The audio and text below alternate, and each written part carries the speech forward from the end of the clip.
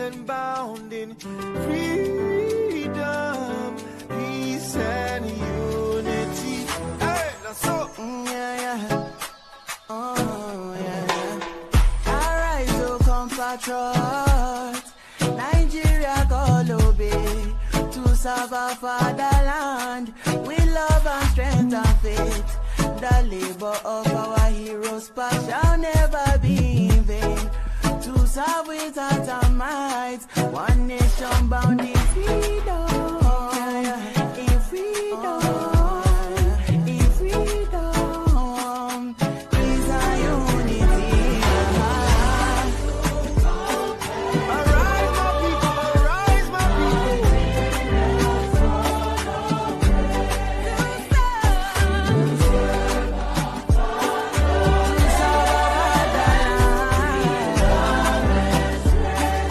With love and strength and faith.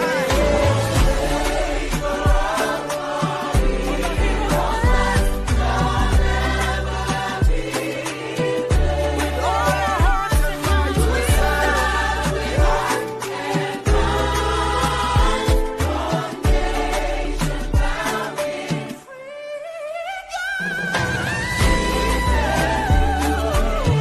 I'm about to go be down to bed. Don't worry to let go.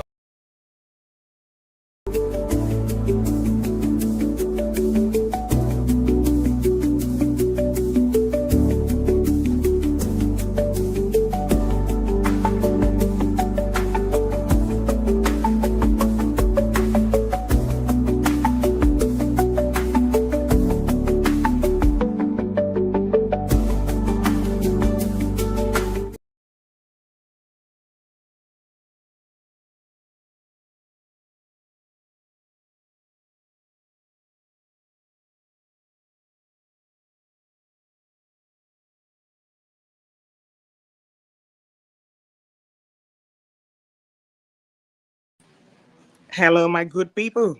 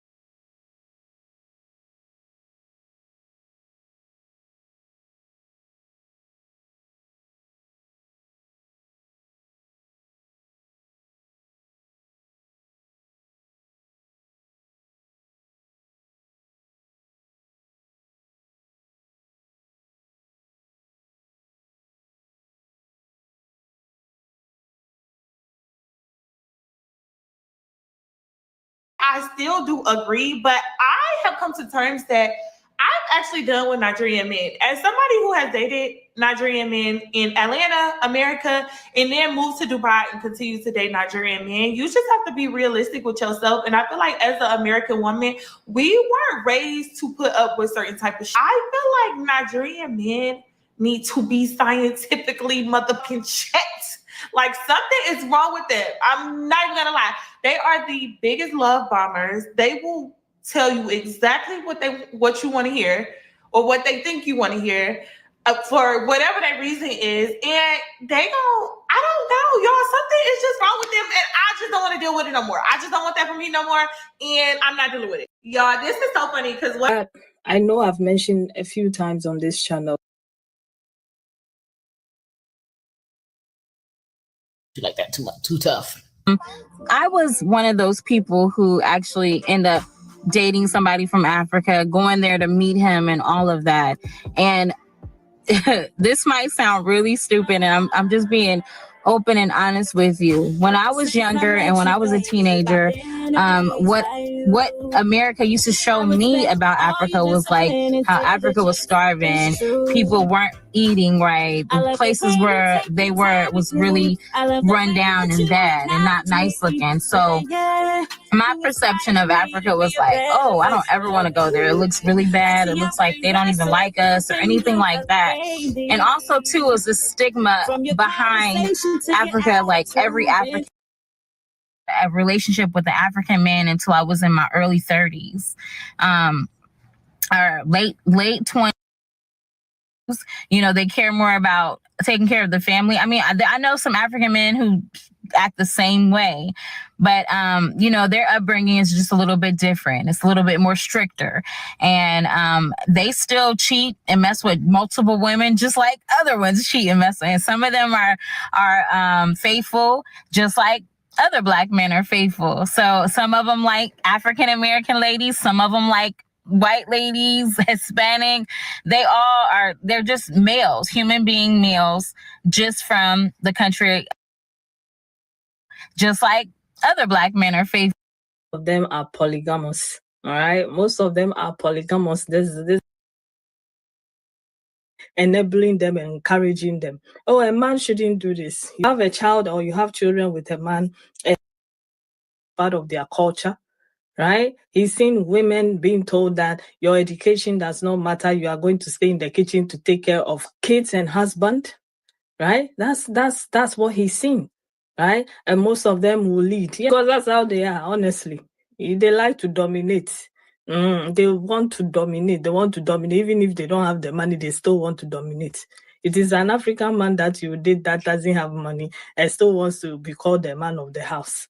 Some of them expect you to come home with your money and come and give it to them so that they will give you what do you call it, pocket money, because he's the man of the house. And you have their parents sitting there enabling them and encouraging them. Oh, a man shouldn't do this. You have a child or you have children with a man and you're struggling. His people are seeing that you are struggling.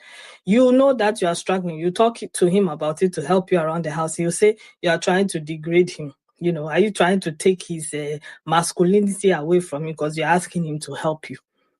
Most of them is when they travel outside, that's when their eyes open a bit and they become a bit different. And some of them too were trained well by their mothers and fathers, by their parents, to help their wives around the house. But for most of them, because their mothers went through it, you are going to suffer.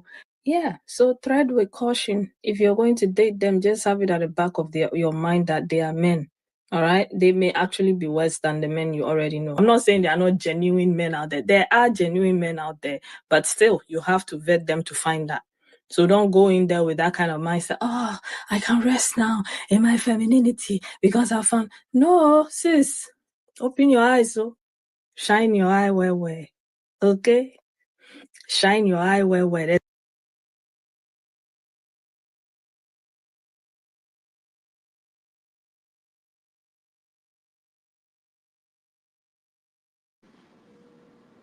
Okay, is that the end of the video?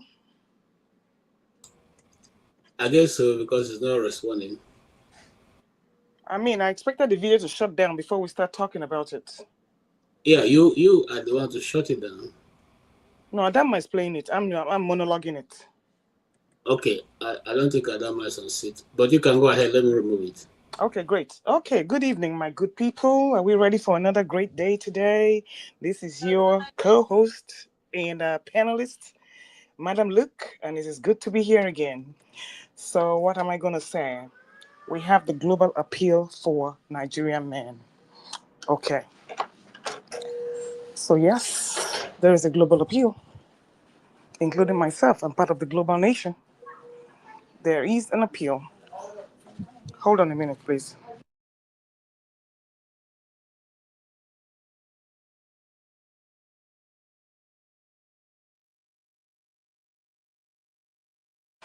All right, so excuse me for that.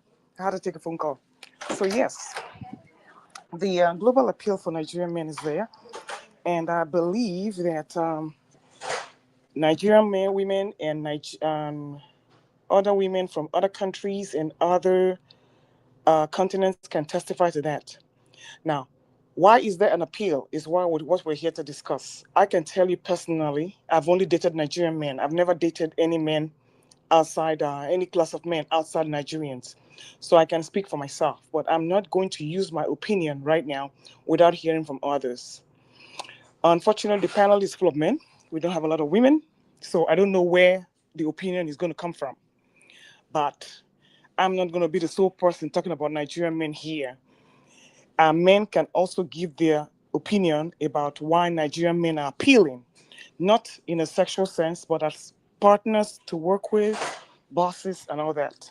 So I will let you all discuss that. I yield to the floor.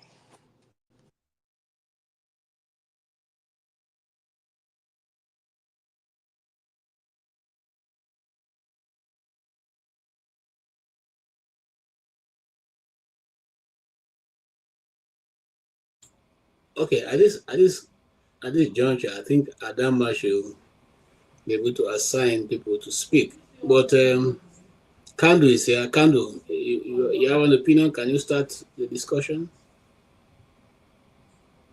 Yeah, good evening, everyone.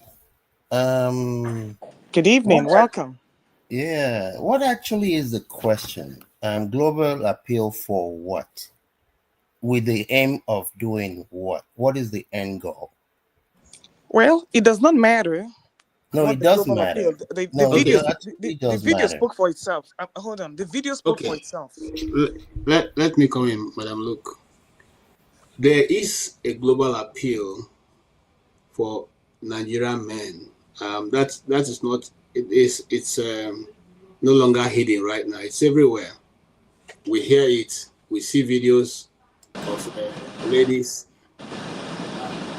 discussing about Nigerian men and talking about the fact that if they want to marry, if you want a relationship, you want to enjoy, you should look for a Nigerian man, and that you see. In fact, right now in Africa, Kenya, South Africa, Tanzania, Zimbabwe, and all those are searching out for Nigerian men. Some of them even go ahead to tell you, look for an Igbo man. You know. Well, here is my take on that. My take is that the quality that is in the Nigerian man may not be attractive to the Nigerian women, but is very attractive to others outside. I hear one of the last person who was speaking, obviously, maybe somebody close to Nigeria, was saying that the men do not do anything, they're not properly brought up. If you are a man, Nigerian man, especially for an Igbo from an Igbo ethnic stock, some people say that Igbo men don't help, they don't do anything, but that's not true. I'm Igbo. I know how to cook very well. I cook almost all the soup that there is you can talk about because I don't want somebody cooking nonsense for me. So I learned to cook my food, put my stockfish, my fish, and everything in the way that I want it. And I don't want to give somebody headache by saying, "Oh, you have not been able to do this in this way," and all that. So for the purpose of having that, you just learn some of these things because from where I grew, there's no particular job for a woman, there's none for a man. All of us get up and do what we need to do. And so there's no job left for anybody. So in basically, what am I trying to say? But now it's no longer about being able to work. It's about being able that you're just being masculine. The masculinity which most African or most of Nigerian women do not like is what these people, what attracts these people outside of Nigeria, the shores of Nigeria. Some of them already have their money. Like somebody was saying, some of them are broke, and then they want to use your money, and they are on top of that, they are commanding you. But the question is, it's not about the money, okay? There is something that is in the female gender that cannot be found in the man. There's something in the man gender that cannot be found in the female. And that's why we are male and female. And so they come across sometimes people who have strong personalities on both sides. It's just how to navigate to be able to have a balanced outing or attitude towards having a relationship. So why will the Nigerian man be very attractive? Because we know how to take care of women. That's the truth. The Nigerian man cares about your welfare, cares about how your looks, cares about your health, well-being, generally, and he also likes to feel nice and go out and have a lot of fun. For those of them who like to go to Paris and all that, and this is what majority of the women out there want, and so they feel fulfilled when they're dating Nigerian men who also. In fact, as one I listened to, the woman was saying, if you want to eat and you're hungry, just look for a Nigerian man. The man will feed you, you eat everything. He will feed you and he still asks you, baby, are you okay? You want more? This is what is not available in their own custom and tradition. I once went to Kenya to do some work, and I discovered that the only thing they can offer you when they take you out is a cup of tea. That cup of tea, a cup of coffee, which is quite prevalent in Kenya, But when they come to visit and we roll out the carpet, the Nigerian style, we go to take them to restaurant and make sure the whole table is filled with food. They themselves, they are surprised, like, are these guys real, Because they don't see this kind of thing before. That's what the people are after. That's what they're saying. That's what is attracting them to the Nigerian man. I think I've been able to, open up the discussion. Thank you. I yield to Madam Luke. All right. Thank you very much for that wonderful summation, Dr. Mr. KJ or Uncle KJ. So I don't want anybody to get the misconception that it's only for women that the appeal is. As a man, Nigerian men can also appeal to you. As co-workers, as the best friends you can ever have, the first people to travel with, the people you can confide in. Can you guys hear me now, Madam Luke? I'm sorry to interrupt. Can you hear me now? Yes, I can hear you. I'm sorry, I was having problem with my mic. I'm sorry about that. So go ahead, Madam Luke. Okay. So it's a global appeal. It's not just for women, it's for men also. So why do Nigerian men stand out? Is the question. So I will give my submission at the end because I'm a Nigerian woman. I've only been married to Nigerian men. So at least I can speak, I can testify and I can speak to that as to why they have an appeal, and I have not married anybody but Nigerians. It's not that I haven't seen any other men of other ethnic groups. I mean, of other, what will I say, countries, from other countries or other races. But there's a reason why I just stick to Nigerian men. Good or bad, there's a reason I stick to Nigerian men.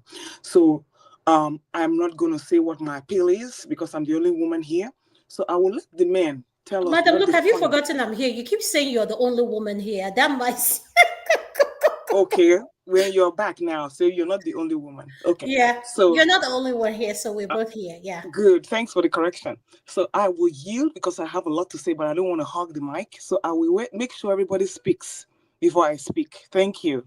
All right, thank you so much. With that being said, I'm going to go to the Crown. The Crown is coming, joining us all the way from Nigeria. Mr. Dyer, thanks for joining us. Could you please unmute? What is your opinion, sir, about Thank you the? very much. Thank you very much, Dr. Adama and the Dr. Damage's farm. I'm really happy to be here.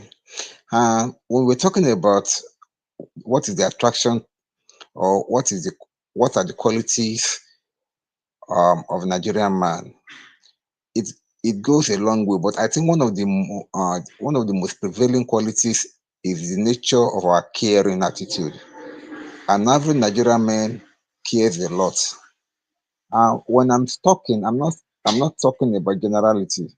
I'm just talking as per the perceived perception. Another Nigerian man is very, very caring when it comes to taking care of their partner, when it comes to taking care of the family. They are seen to be very, very caring. I think there was a survey that was done online that I saw on YouTube some time ago on social media when they went to interview various women one by one, mostly foreigners that are dating, and about 90% of them said that they prefer to date a Nigerian man.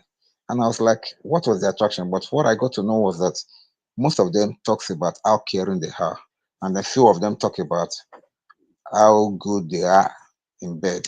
But the bottom line is this: take it or leave it. Nigerian men are always very, very caring. As a woman, if you happen to be dating a Nigerian man, of course we have our flaws also. We have our flaws. But as a colleague at work, I'm talking about now, man to man now. There is I'm a little bit kind of not so comfortable with that because many, because of the ego problem that most of the men has, they tend to outdo each other. They see it as kind of a competition. A Nigerian man will want to be better than you, and if care is not taken, he may go all the way out to get that done. Being um being having an ego to be a better person is not a bad thing in itself. But if you are ready to go to any length to be able to get that done, then it becomes a problem. Nigerian men are competitive in nature. They believe that they are better off than almost everybody. So you can see that one in their character, the way they talk and the way they behave. As I said earlier on, I'm not generalizing. I'm just talking about based on perceived perception of a Nigerian man. So when you have them as colleagues at work, you will be expecting that character from them. Number two, it has also been reported also that most of them, they are not always a good partner as per friendship, as man to man, Nigerian man to another Nigerian man, because they are always suspicious of each other.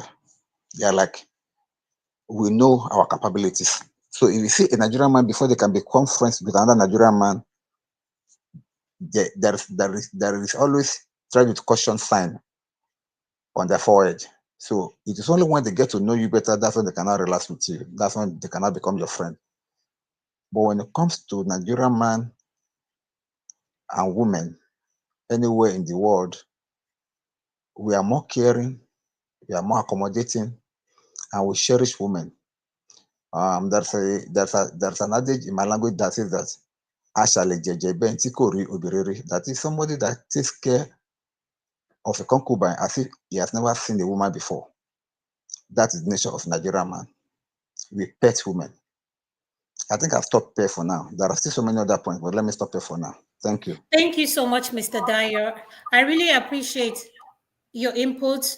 I'm going to have Mr. Kandu. Could you please unmute? What is your opinion in regards to the video that you heard and everything you've heard so far? Yes, good evening, everyone. I said earlier, to what is the objective? You know, if you want to build anything, you got to ask yourself, what is the purpose of building this thing? If you're buying a car, are you buying it to do Uber or Lyft or for pleasure? There has to be a clearly defined objective. Are we talking about dating? Are we talking about, seeing people online and in places like that, flaunting things? I've said it here many times.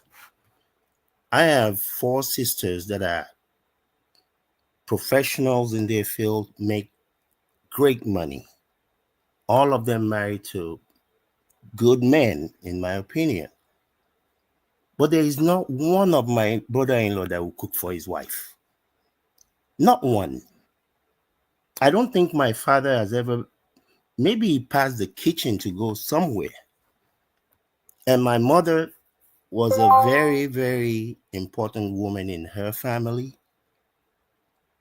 Ran businesses, built houses with our own money, with house help.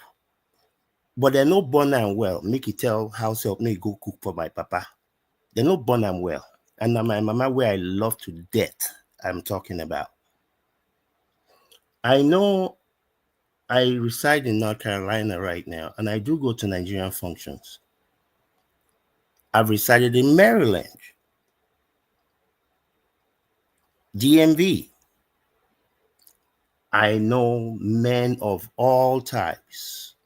I know women that are lawyers, doctors, nurses, every way you want to talk about. I don't understand. What is are we talking about dating? You see, me, I don't count dating. Dating doesn't count. Anybody We're not can date. talking about dating, Mr. Kandu. Maybe let me explain. Maybe that will further help you understand what we're talking about. Tell us those qualities that you think make Nigerian men appealing to women globally. As a man and as a Nigerian man, give us your experience. Why is our men so appealing? Other than the men being hardworking, what makes our men so appealing to these women, even all over Africa, here in the diaspora? So, what makes the Nigerian men so appealing? So, that's what we're talking about. Okay, the last time I've checked, I've never actually tried to date or marry a Nigerian man. The last time I've checked. So again, that is why I'm when I started listening, I'm going through this movie. I'm playing back all the Nigerian men that I know. I mean, in my extended family in Nigeria, there are hundreds of women that are doing good, either as market women or work for this ministry or that ministry. I don't know of one of their husband that we even imagine that, or one of these my aunties and cousins and nieces, and that we imagine that the husband should go and cook for her. And if you have children, I'm not saying that a man should never cook. I know how to cook myself personally. But in what world? I don't know again, that's why I'm wondering, because I know a lot of men, like a lot. And I don't know of a single one of them that will not want a wife. I'm not talking about your wife being a slave in the kitchen. So I don't know, maybe this global attraction you all are talking about are the guys that got the money. They can flaunt the money. They can take a woman here. In my days, I fly you somewhere just to have dinner and fly you back right back home. That's how the money works. So if you want somebody to just take you out, show you a good time, but is that person marrying you? That's how we judge a relationship. I'm a failed person in that regard because I've been married and divorced. So I don't know, maybe it's just flash and show. Yeah, it looks good. You can take me out, buy me things. That's not how we judge a relationship. That's just show. Can you keep the man? That's how we judge. If you can't keep the man, or if you're a man and you can't keep the woman, you're a failure. So I don't know, maybe this is Instagram and online, show. The question is, at what percentage of those Nigerian men that are perceived the way that they perceive. Because my dad used to say something: don't be deluded by your own illusion. What percentage of this global, everybody want me, are you settling with a woman? That's the judgment, not who can show off online or who can do whatever it is that they do. If you're not being able to take somebody, vet them properly, put them in the house as a wife, have children, if that's what you people want to do, that's how we judge, not flash. Thank you. Thank you so much, sir. Thank you so much, sir, for your opinion. I'm going to go to Revolution. Revolution, welcome to the show. Man of Prestige, welcome. And Mr. Patrick, welcome. I want to give a shout out to Rosie, my sister. I see her on the channel. I see a lot of people that came. Thank you for all the support coming to support this show. I really appreciate you guys. So I'm going to go to Revolution. Could you please unmute, and what is your opinion on this topic, sir? Yeah, good evening and long time no see to everybody. For me, I'm in a mixed marriage anyway. So the values my wife saw in me is, I think she mentioned it many times to our family. And it's like when people say Nigerians have special qualities, or we are I don't know, like the other brother was saying, is this something on social media? Are they checking it out? Are they counting, getting opinions of other people? But in my own case, what attracted my wife to me as a white woman is that I'm a very serious person. I don't lie. Not that I cannot. Anyway, I don't want to say I'm special, but I don't like to tell lies. My yes is my yes. My no is my no. And this appeals to serious women too, no matter where you come from. They don't want somebody to tell them, oh, I'm coming tomorrow. And then they wait for you tomorrow, you don't show up. Then you call, oh, blah, blah, blah.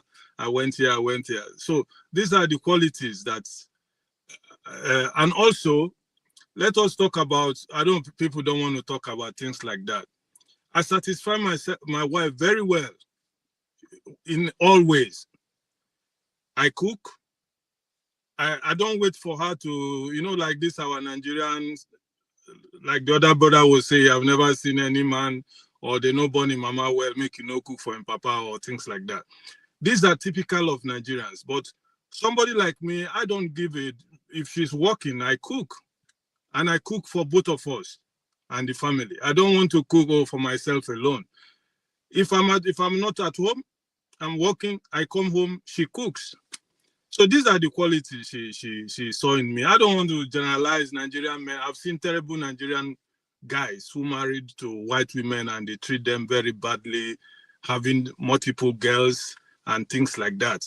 So it's not everybody who thinks Nigerian men are wonderful. It depends on their personal experience. But I will speak for myself. My relationship with my wife is 50-50. I don't cheat her. I don't want her to buy me things. If she buys me something, I'm going to I don't know this word. I will also make sure I find something to give her in return. You understand? So these are the qualities she sees in me. And I'm a very honest person. You understand? I think that's the most important thing that she sees in me that would make her boast everywhere. Oh, I have a wonderful man, he's a Nigerian. And also, we are educated in some levels, compared to other African men. Nigerians are educated. I don't mean university education, you know what I mean? But that basic education, to be clean.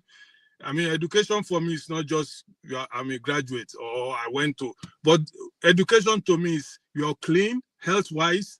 You think of other people around you, not only me. So let me stop here. These are the qualities she saw in me, and Thank you, sir. Thank you. I'm going to go to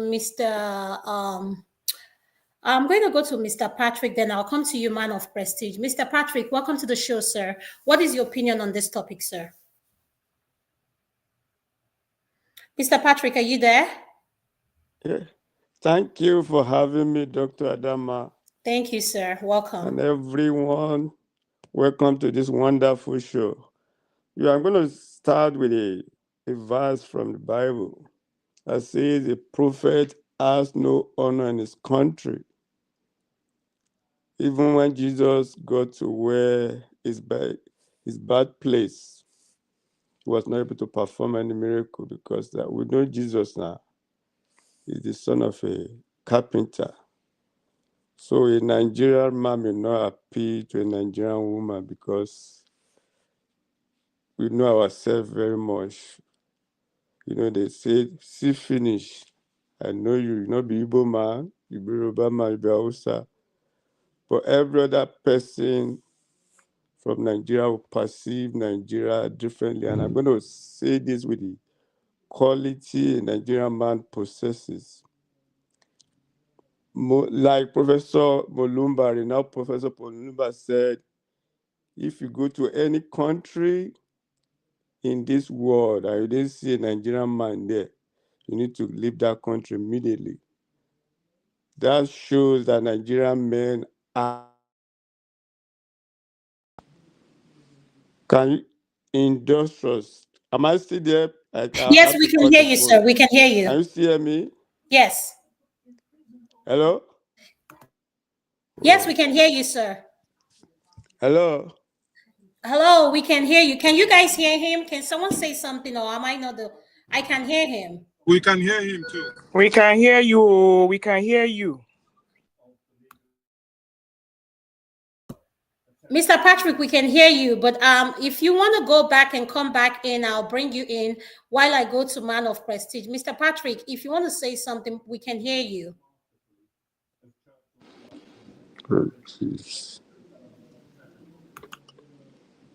Okay, Man of Prestige, go ahead and speak. Let him. I think he's having audio problem like I did earlier. Man of Prestige, welcome to the show. Could you please unmute? Welcome, sir. Yeah, greetings everybody. It's nice to be on the platform to chat. I'm going to be here for a while. I'm be here for a while. I was given permission to come in, but having said that, can do, my brother.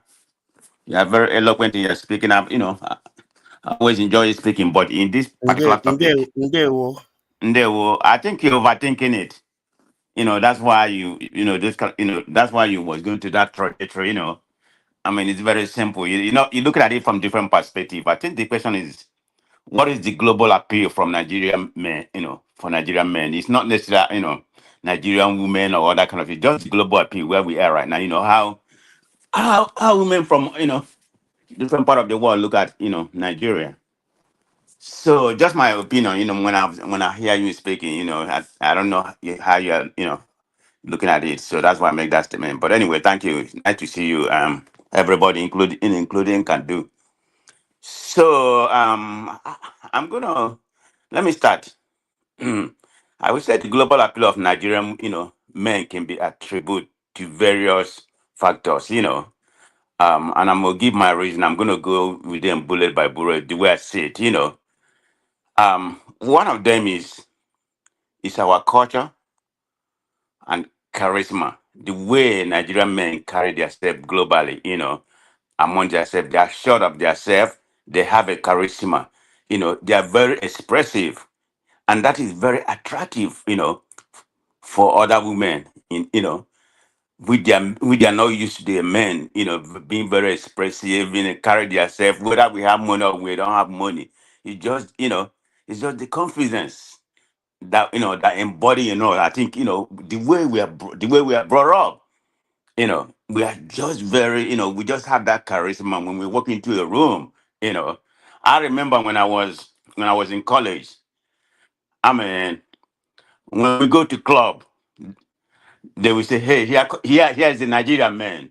Here they come because we used to go in a group, and they know that Nigerian men has arrived because we dress we dress impeccable, we dress unique when we come in, whether in Agbada or in American fashion. We just dress, to kill, and they will notice us. And we swagger the way we have our own section of the. I'm just using an example when I'm, to narrate my charisma and confidence. We have our own section of the club. We go there, we buy beer, we buy all kind of wine, all women be, over us. They always notice Nigerian men because if we don't have a problem at talking to women, it doesn't matter how beauty you are, whatever. When we talk to them, even with our accent or whatever, that'd be very attractive. And a lot of them say it. Like, man, these guys are too confident. Sometimes, that's the word they use, or swagger. But they still like us a lot, even with our swagger, our charisma that we express. So there's no doubt about it. Nigerian men are confidence and charisma, and women. That's very attractive to women. Let's just be honest. Particularly global women, not women from Nigeria that grew up with us. It's different. It's our culture. But when we take that our culture, when you take out that our confidence and charisma to a global level, it's something very appealing to women, and they say it too. And I mean, I experienced it, so it's not a matter of saying it. I know how many kind of women I can get when I was in college or something like that. When we go out, how we carry ourselves because we are very united. The city that I grew up. So my favorite floating point is about being confidence and charisma that embody Nigerian men. And we have another point is that we have a very strong sense of identity. Our heritage. Whether Igbo, Yoruba, or Hausa. The way we identify with uh, you know with our culture. I mean, not even the food, anything that we do is very appealing to men. It's kind of very appealing to women. I'm sorry. It's like an exotic something, very enriched, and women like that. They find it something different. That's not where they grow up. So that's another appeal I can say to it's very appealing to other women globally. And probably the most important thing, I can talk about, we are very ambitious people. There's no doubt about it. We have this kind of hustle mentality, you know, whether we are doctors, lawyers, even working in the factory, we can work 3 or 4 jobs, you know, and that very attractive to women. They know that, that we have that mentality, to hustle, whatever it takes, to accomplish whatever our goal to put the food in the house and other things, And of course, we are very academically inclined, so there's no doubt about it. So that's a plus to, a lot of the people in other part of the world, particularly when it comes to America, particularly the black section, they're not used to their men being like that. But Nigerian men, ambition, the hustle mentality, we got it. We know that you can never, you can never doubt that. And another one I will say is our style, appearance, the way in terms of fashion, the way we represent ourselves is an appealing. I mean, Nigerian men like to dress. It doesn't matter. It doesn't matter what kind of dress they have. They know how to put it together. And women like that. Women like somebody who is clean, you know, and elegant, groom themselves, fashion, and their physical appearance is very appealing to women. So men don't take that for granted, particularly the young people. Another one I can say, maybe I will say, yeah, we are oriented in the family value. There's no doubt about it. Family is very important to us, and like some other part of the world, they don't have that kind of family value. I can speak in America, particularly in America, the area that I grew up, family value is lacking. But there's nothing we can do. We're gonna say my parents, this is where we are. So we tend to translate that family value in our life, and that's very appealing, to other people who have not, you know, seen that kind of family value expressed in that way. And that, another one I can say our global, our global representative. I mean, look at entertainment, sports, music. Look at Burna Boy, Wizkid, Davido. Look at what they have exhibited. So with that kind of thing, you say you're from Nigeria. Oh yeah, do you know Burna Boy? Yeah, Burna Boy, Wizkid, all that kind of things. So those are people. Look at our Nollywood movie.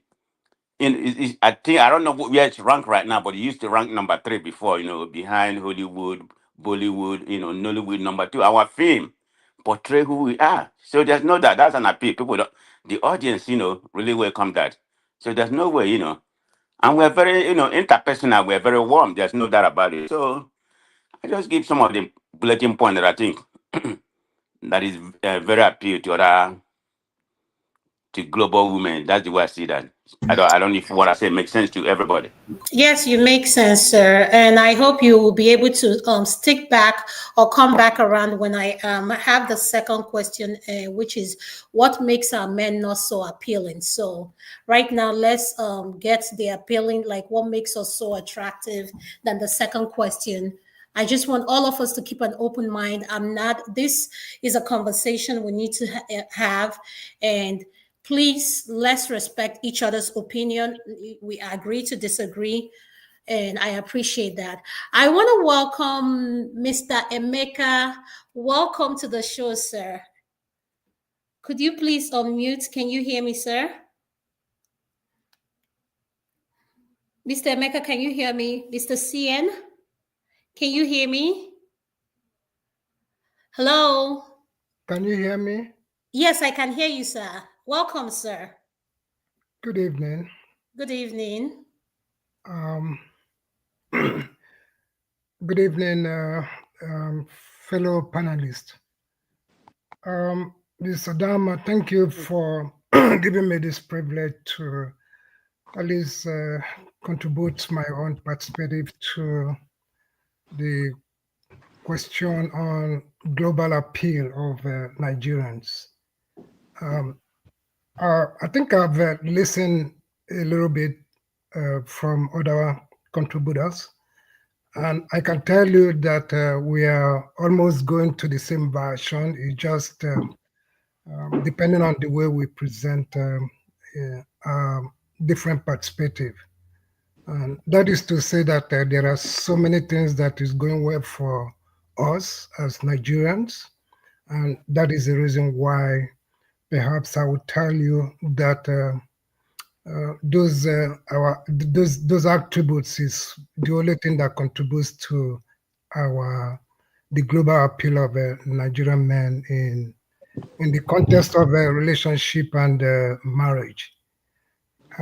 There is no doubt that attracting partners when it comes to the Nigerians, being our backgrounds of being so diversified, that's is also a factor that gives us that merit. Our language, even our communication skill, distinguish us from the rest of African, countries. And when it comes globally, that's also one of the things that give us an edge, because we are bold and we stand tall to things. Most Nigerians, I see this sense of humor in us when we are in the midst of other Africans or other people globally. You can distinguish a Nigerian quickly in any diverse gathering. And that perhaps one thing that I see that is makes Nigerian men to be outstanding to what we're talking about tonight is being religious and our spiritual values. A significant number of us Nigerians, deeply religious and very spiritual. And I can tell you that this can lead to a kind of shared values and beliefs, which is also very essential in relationship and harmonious relationship. So if we go on and on, you will see that there are so many attributes that goes well for us. We look, sometimes the men are pretty charming, and I lived in Europe. I see that when we are out there on the street with the rest of the African people, we are very distinguished and charming, and such charm is we possess. I mean, gives us a kind of a natural charisma when we are in the midst of others. So we have different reasons, and it could be because of how our value, our culture. We have very rich heritage. We don't. Most men, cook. Most Nigerian men cook in their relationship even more than their wives. You get it when we are out there, but when we go home, that's when we take that kinship kind of stool. But when we are out there, we usually do more than our wives. So this is an advantage, and this is part of the reasons why the attractions. So there are so many more, and I can speak till tomorrow. I mean, there are so many things we have just all said that perhaps if without making it look as if it is I mean, we are not making overstatement. It's a reality that um, Nigerian men have potentials, and it's these potentials that excels us. So that's it, and this is how much I can add at this moment. Thank you. Thank you so much, sir. I really appreciate it. Mr. Patrick, welcome back. I know you were having problem with your audio, so I'm going to allow you to finish what you were saying. So go ahead, sir. Thank you, Dr. Adama. Appreciate you. I You're really welcome, sir. appreciate the last speaker. That man has spoken very well. I'm just going to add one or two things to it. Yeah, I'm going to categorically say that I'm proud to be a Nigerian. Our panel, I'm bold to say that God has blessed Nigerian men with excellent spirits. I can see that even from my children. I'm not here to brag, but I have 3 children that have gotten full scholarship to the university. I'm just going to give you one of them. One of them gets $98,000 every year for tuition and housing for free. He's an honor student, and it kind of represents Nigeria. Despite that, if this young man comes home, he will say, Dad, I can't stay at home. He will go and work. Sometimes he has 2 jobs. And when I check his banking accounts, this boy is doing good. If a boy at 20 is doing that and in Nigeria, he represents Nigerian men, so to say. So Nigerian men are very hardworking, industrious. They are go-getters. You will see a Nigerian man that comes to abroad, despite his age, even though he's been tagged to have an accent, he still go back to school. They are ambitious. They are high-valued men. They are resilient. They are fearless. It doesn't matter where they go to, they will excel. That's why I say God has blessed Nigerian man with an excellent spirit. It's now left for you to cultivate, to use it. I just came from an event. I'm not going to mention where the people came from. And this is summer. Everybody we are wearing short sleeve. But most of these people from this country, they were wearing long sleeve in a very hot season. I'm like, what? But none of Nigerian men wore long sleeve. They were in short sleeve, as in shirts. Civilized, eloquent. They are fearless. They take care of their wives. They are hardworking. Even domestic work, they are there to help. People from Ondo State they can testify to this. You see Nigerian man pounding yam. Even the Igbos, you see Nigerian Igbo man pounding yam in the mortar. So Nigerian men are blessed. Let me put it that way. Thank you, Dr. Adama. Appreciate you. Thank you so much, sir. I really appreciate you, Mr. Patrick. Thank you for always bringing a balance with your view. And I'm going to go to Danji. I don't know if I'm pronouncing your name right, because anytime I click on you, it kicks you out. Can you hear Yes, me? you are. Yeah, I can hear you. Oh, okay. Did I pronounce your name right? Yes, just dodgy. Dadija. Okay, thank you. Welcome to the show.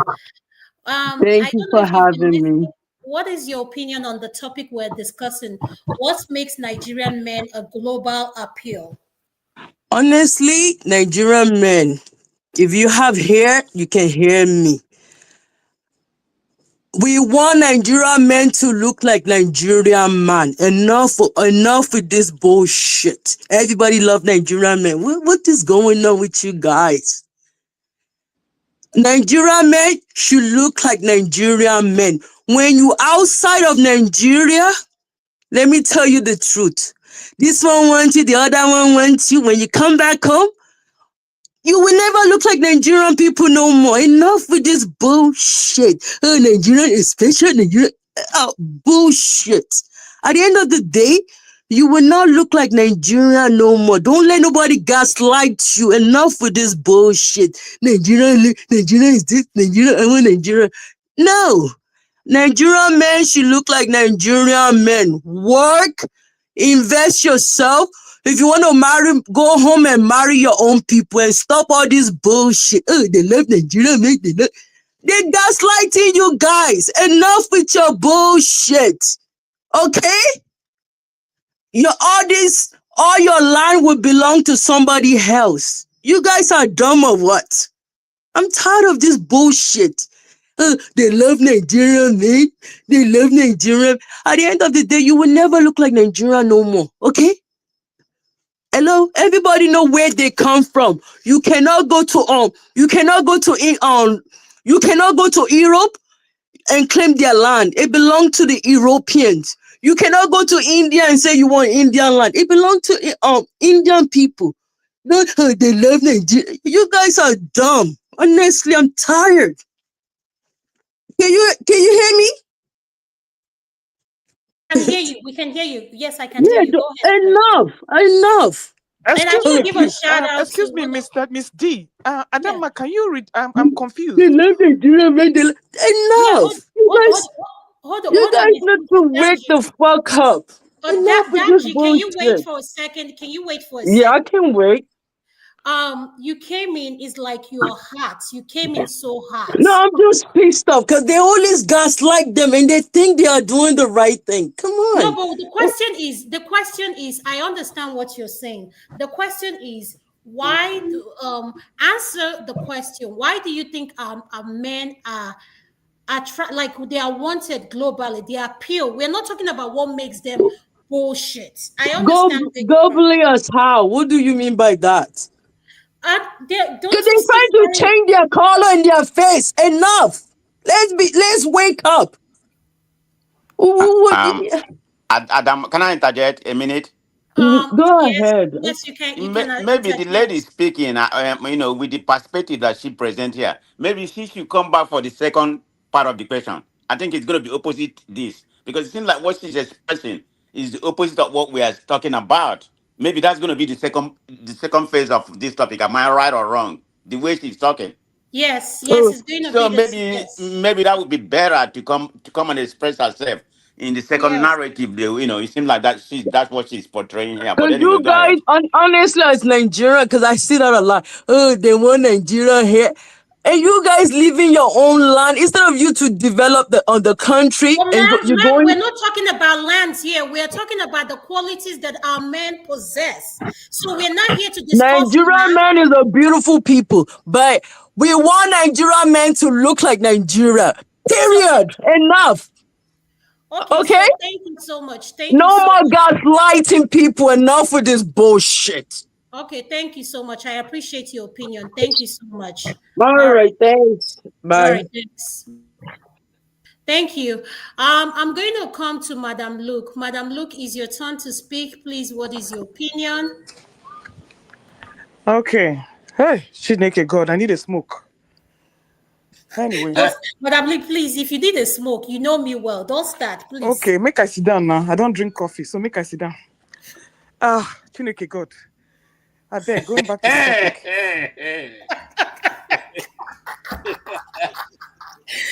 No, later now they said Adama is always breaking the table. They couldn't talk now when someone that broke the table came in. Dr. Adama, let her have a smoke, I beg, so that she can calm down. But Now look, you can it's see your on, fine so face. can you turn it off? Your camera is on. I don't want you. I know where you are. Okay, So please, I beg. go ahead. Chineke God. As I was saying, Nigerian men have appeal. As for me personally, I like the joke. I like the. Wait, let me just put it this way: when the going is good, the going is good. But when that appeal, everything has expiration date. That's my philosophy in life. You see that appeal that Nigerian men have. The day that it expires, you cannot get it back. Those same things that we're hyping now can fade and can change overnight. But is it worth trying again? You try and try and try until you're still getting that appeal. So at a point, that appeal is not there anymore. So it is like a Walmart employee. When you go and work in Walmart, you fire one, you hire another one. You fire one, you hire another one. So that is what that appeal is to me. Every appeal there has an expiration date. The dating part is fun. When you work together, it's fun. When you raise children together, it's fun. But when that appeal expires, it is like it never existed. It's like falling in love and falling out of love. Now, the problem, can the appeal be sustained? Sometimes yes, and sometimes no. But is it worth a gamble? Of course. Unfortunately, I haven't dated any other men but Nigerians. But I'm going to tell you, at this point, that appeal doesn't appeal to me no more. Because it has expired. So I'm not going to hire one Walmart employee to fill another Walmart employee's position. I'm just going to go work in Costco. If you understand what I'm saying. So for the ladies out there that keep having that appeal, knock yourselves out. Been there, done that. Don't regret it. But right now, I'm jumping to another shop. Peace out.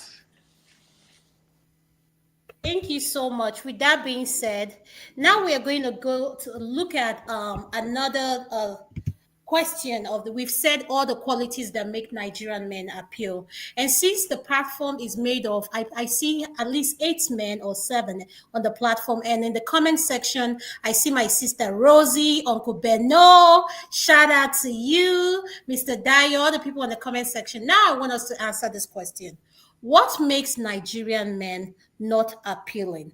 So, because if we ask our women, I have only dated Nigeria. No, I've not only dated Nigeria. I take that back. I've only the majority of those that I've dated are Nigeria. So the question I have for you guys is, what makes our men not so appealing? Because we have to have this conversation, and if we ask our women this question back in Nigeria, are Nigerian men appealing? What do you think their response would be? Uncle KJ, I will start with you if you're there, sir. Could you unmute? Okay, what are you asking me, really? The question is, if you ask our women back in Nigeria and some of our women here in the diaspora, what makes our men not appealing? Okay. In the diaspora, what makes them not appealing is, one, depending on which side of the divide you come from, you may not be somebody who is that a hustler. You know what I mean by that. You are out there almost 247 looking for the greenbacks, That's one. Two, if you are from my own side of the divide, some of our men come across as cocky and don't want to help to do anything. I mean, it's strange to see a man going to trash, washing dishes, and probably cooking, and mopping the floor and all that. I think from my own portion of the country, some of us find that not very appealing. So it is difficult to adapt. And of course, also the issue of respect. It is difficult for some of our people, some of our ladies, to understand that whilst the woman is looking for love, the man looks for respect. It's not so. Here, in the diaspora, an attempt to live like the people who have met here sometimes bring a lot of misunderstanding. I for one, I'm not one who wants to be falling over anybody on the streets of America because I have to show love. So some of our men trying to get them into that mood may not necessarily be attractive to them, and consequently, the people they are dealing with may not like that aspect.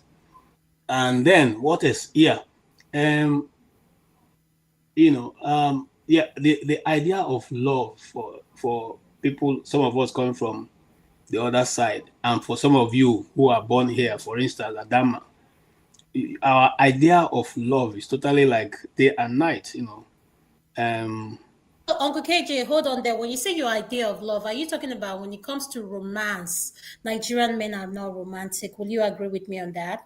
Oh, on the contrary, let me go to what TDJ said, that if you want a romantic man, you must be prepared to have a broke man, because any man who is taking control. This is the difference here. While you're in Nigeria, you pay your house rent once, and you do your car insurance. Everything you need to do, all your bills are paid once in the beginning of the year. Consequently, if you own your own house, you don't have to be under any pressure, and the money that you're making will probably be able to take care of you, your family, and your children. But now you come to this place. So in Nigeria, the man can actually bluff the wife and say, you know what, I don't need your money for anything.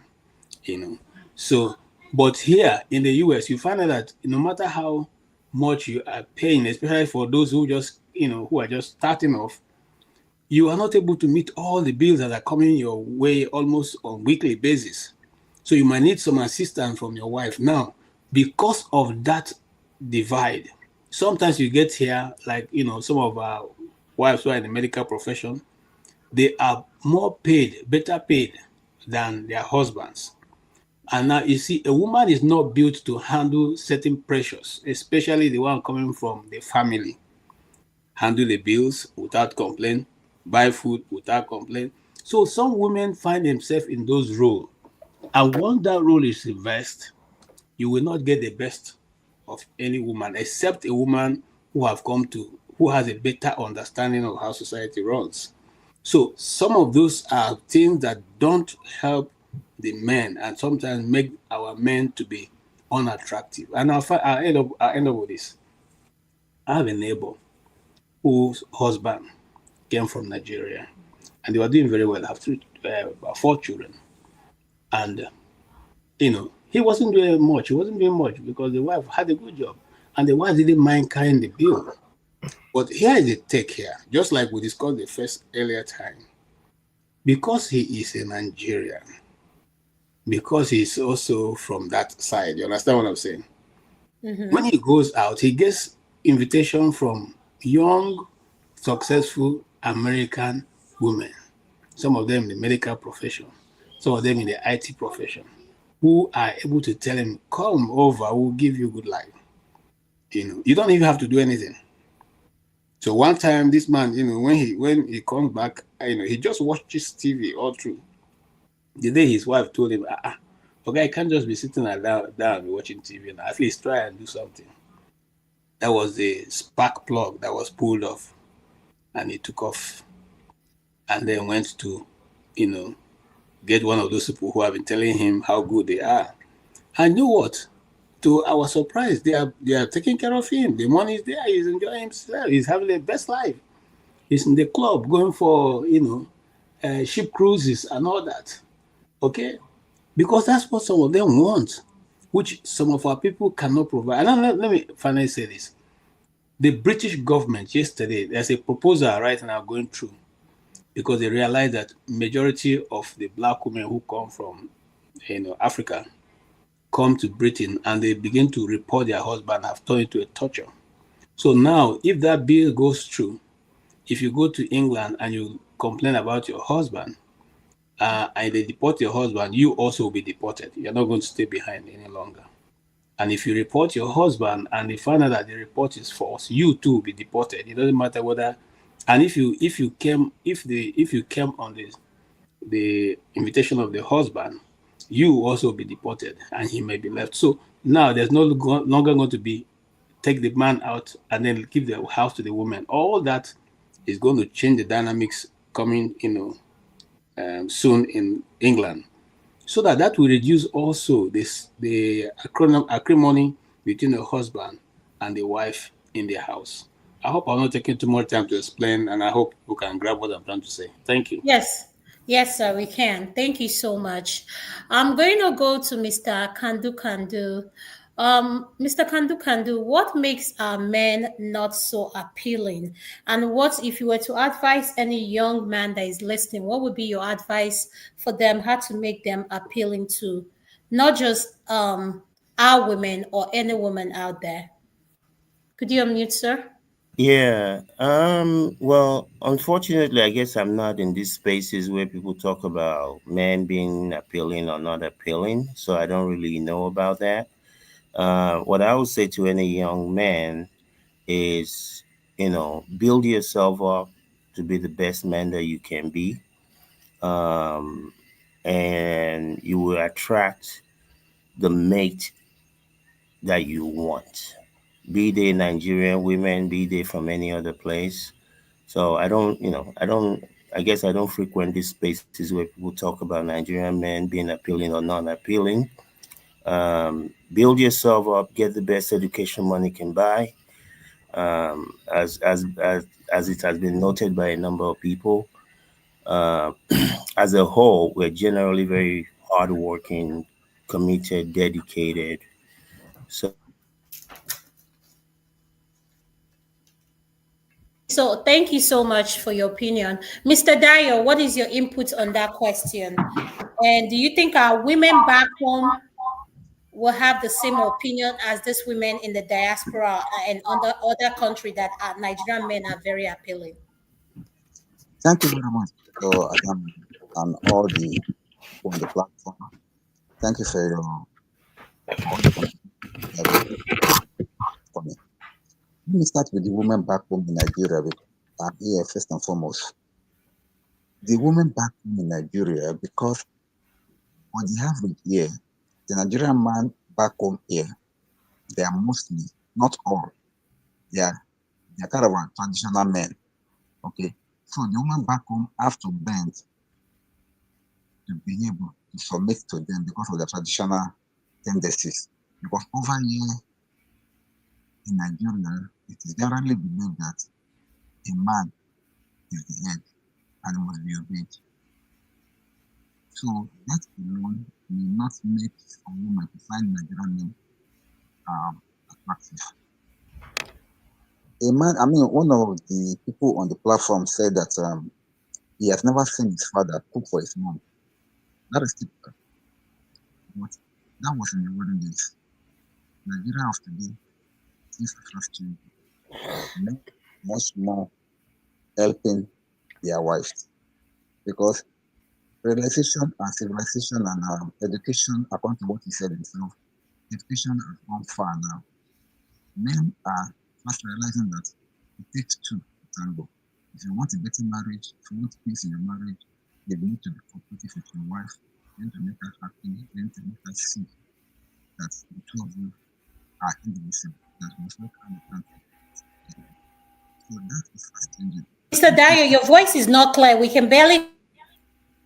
Oh, sorry about that. Your voice is not clear. It's like you're far away from your mic or whatever. It's Nigeria network. The thing of the matter is, as I was saying, was that back home here, Nigerian men are fast changing. One of the days that the man will never walk into the kitchen to fix his wife. No. Men of nowadays, we are like we are much more in tune with what's happening all around the world. So you see men now helping their wives, supporting them, giving them reference, respecting them more than ever before. Yes, our fathers, those they have never done that before, but now we are doing something. Now when you're talking about the diaspora, somebody said it comes that what do you find attractive? That's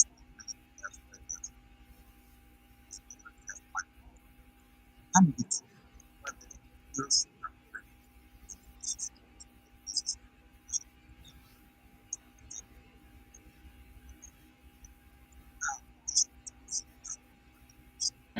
I'm sorry for those of our viewers that are listening. Mr. Dyer, can you hold on 1 second? Mr. Dyer is joining us from Nigeria. So his network is problem. That's why he's sounding like he's whispering. Yes, we can hear you. Go ahead, Mr. Dyer. Go ahead. sorry about my volume. I'm so sorry about that. But what I'm trying to Oh, say Uncle is that Ben said we can't hear you. He said we can't hear you. Can you speak a little bit louder? Thank you. okay, let me do that. What I'm trying to say is what I'm trying to say is that most people in the diaspora over the Nigerians over there, they are now faced with a lot of Much better. Thank you. they are faced with a lot of challenges. They want to be working, and then you cannot expect a man that is working almost 247 to be equally romantic. If you give one too much, it will affect the other. So it is not really easy for men that are working over there to still be to to still be as romantic as our women will want us to be. So it takes a lot. But on the other hand, another thing that does not make us really attractive, apart from the pressure of work in the diaspora, is the fact that over there, a lot of things are not really in favor of the man. A lot of things are not really in favor of the man, and some women tend to kind of capitalize on it. That's why I am very very happy about what the man said about what's about to happen in the UK, because it has now been generally reported that in the UK now, if you can bring, in fact, I even saw a pathetic video online. A man that brought his wife from Nigeria, set her up, sent her to nursing school and everything. When she became a nurse, registered nurse, the lady would just, I don't know what happened between them, all of a sudden called the police on him, sent him out of his own house, sent him out on the street, and the police came and they sent the man out. But now that this law is coming into effect, I'm happy. And we have seen a lot of cases like that all over in the diaspora, whereby women will just send out their husband, create a problem here and there. I'm not saying all the women, but some. So these are the issues. But when they come around and say, they will say, oh, Nigerian men are not attractive. But I can bet you, man, I can bet you, and I can say this with my full chest. Most Nigerian men are very, very romantic. But if you don't find us attractive, the factors is not far, because the tree doesn't fall far from the tree. The fruit doesn't fall far from the tree. It is one of those pressures, and it is one of those things that we are battling with, either locally or over there. The other woman that came talking the last time, what she was saying was that, oh, go back to your country and make your country better, blah, blah, blah. But the truth of the matter is this: Nigeria as it is today does not create an enabling environment for anybody to strive. And yes, we know it's our duty as men to make our country great again. And we have the resources and the manpower. But it is the will that's not yet strong enough. We shall get there. It's a matter of time. God helping us. Thank you. Thank you so much, Mr. Dyer. I'm going to bring in Forefather. Forefather, welcome to the show to Nigeria. What is your opinion on what we're discussing, sir? Greetings, Adama. Thank you for having me. Greetings, all the panelists. Greetings to the chat. I need to greet them now and the viewers. Why are you laughing? I'm trying to contribute in serious I didn't say topic anything now. So let me laugh if that is a problem. It's a serious topic. Nigerian men.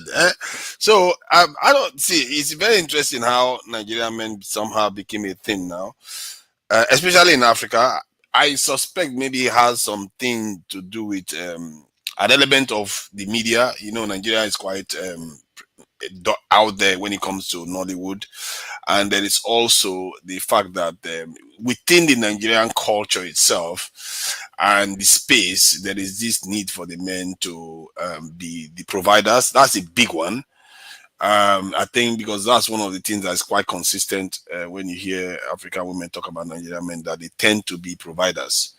And it comes to them naturally because you could argue that maybe our men would have been more like the other men in Africa if we were only from the south. Because if you look at the key difference between Nigeria and most of the sub-Saharan African countries, is the fact that most of the other sub-Saharan African countries don't have a lot of what they call them Muslims there, and it means that the ones that are there tend to be more westernized, and our culture in Nigeria is, if you look at it, we are being yanked back to be more conservative by the north, and the south wants to become more metrosexual and all that stuff. But I think that may be benefiting us to an extent because it still preserves that traditional role that the men feel like they have to play in the context of this in Nigeria. And also we have money compared to most African countries. We used to have a lot of money.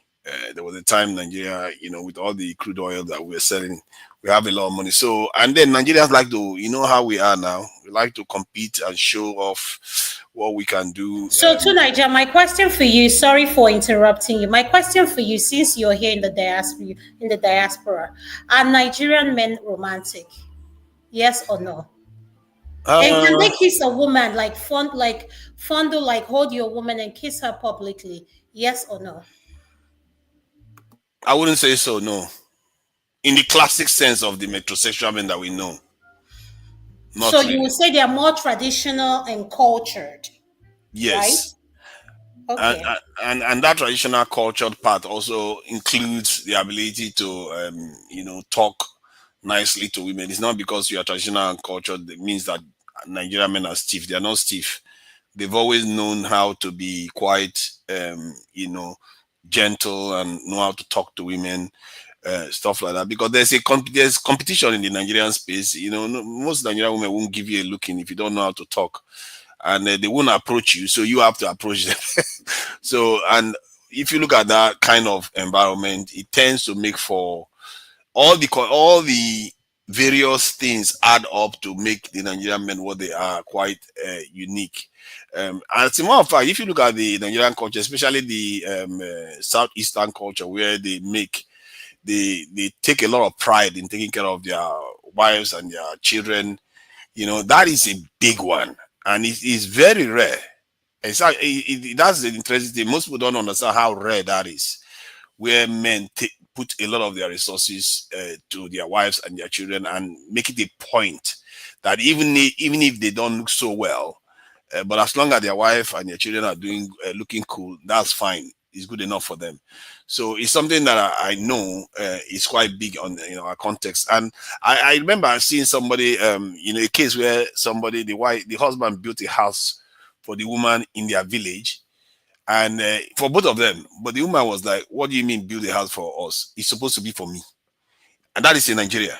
And if you hear that kind of word from African women, they were like, "What kind of man build house for you? For what reason?" But Nigerian women take it for granted that Nigerian men do that for them, and even if it's for both of them, they want it in their name. So, and this is something I have seen happen, and it tells you that there is this dynamics in the Nigerian space that makes our Nigerian men appealing, not only in Africa, it's all globally, because most part of the world, especially the part that are not Muslims, if you notice, this is not necessarily in Arab countries. It's not necessarily in Arab countries, it's the westernized countries where the women have been liberated, how you want to call it liberated, more outgoing, and the men have decided that since the women are so easy and outgoing, why should I bother? So that is where the Nigerian men thrive the most, because the women generally see them as, so for want of a better word, an Asian woman said, because Nigerian women appear to like women. And Nigerian men appear to like women. I mean, because if they felt like their own men don't seem to care about them and are not motivated, it goes on quite a lot in many parts of the world right now. And but in the Arab world, you tend to find that the men still play that key role. So a Nigerian man's appeal is not as strong there.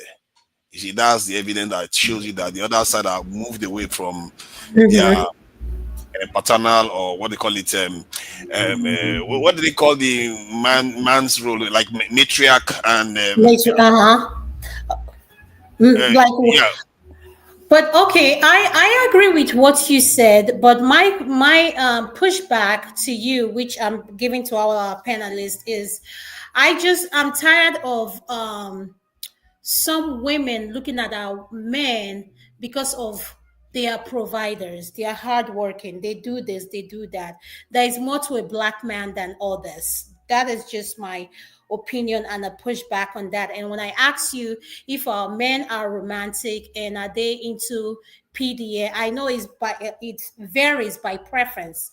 So I think why I ask this question is this are one of the things that women complain a lot, that you when it comes to PDA, you guys are not available. You're so overworked that when you come back, or like everything is like on a schedule, it doesn't flow naturally. So I think why I'm asking this question and why we're having this conversation is, as much as we want to say those good qualities that we have, the second question is, what are those qualities that we do not like? And as women, Madam Luca, as women here on the platform, and as someone that has dated Nigerian and married a Nigerian man, I wanted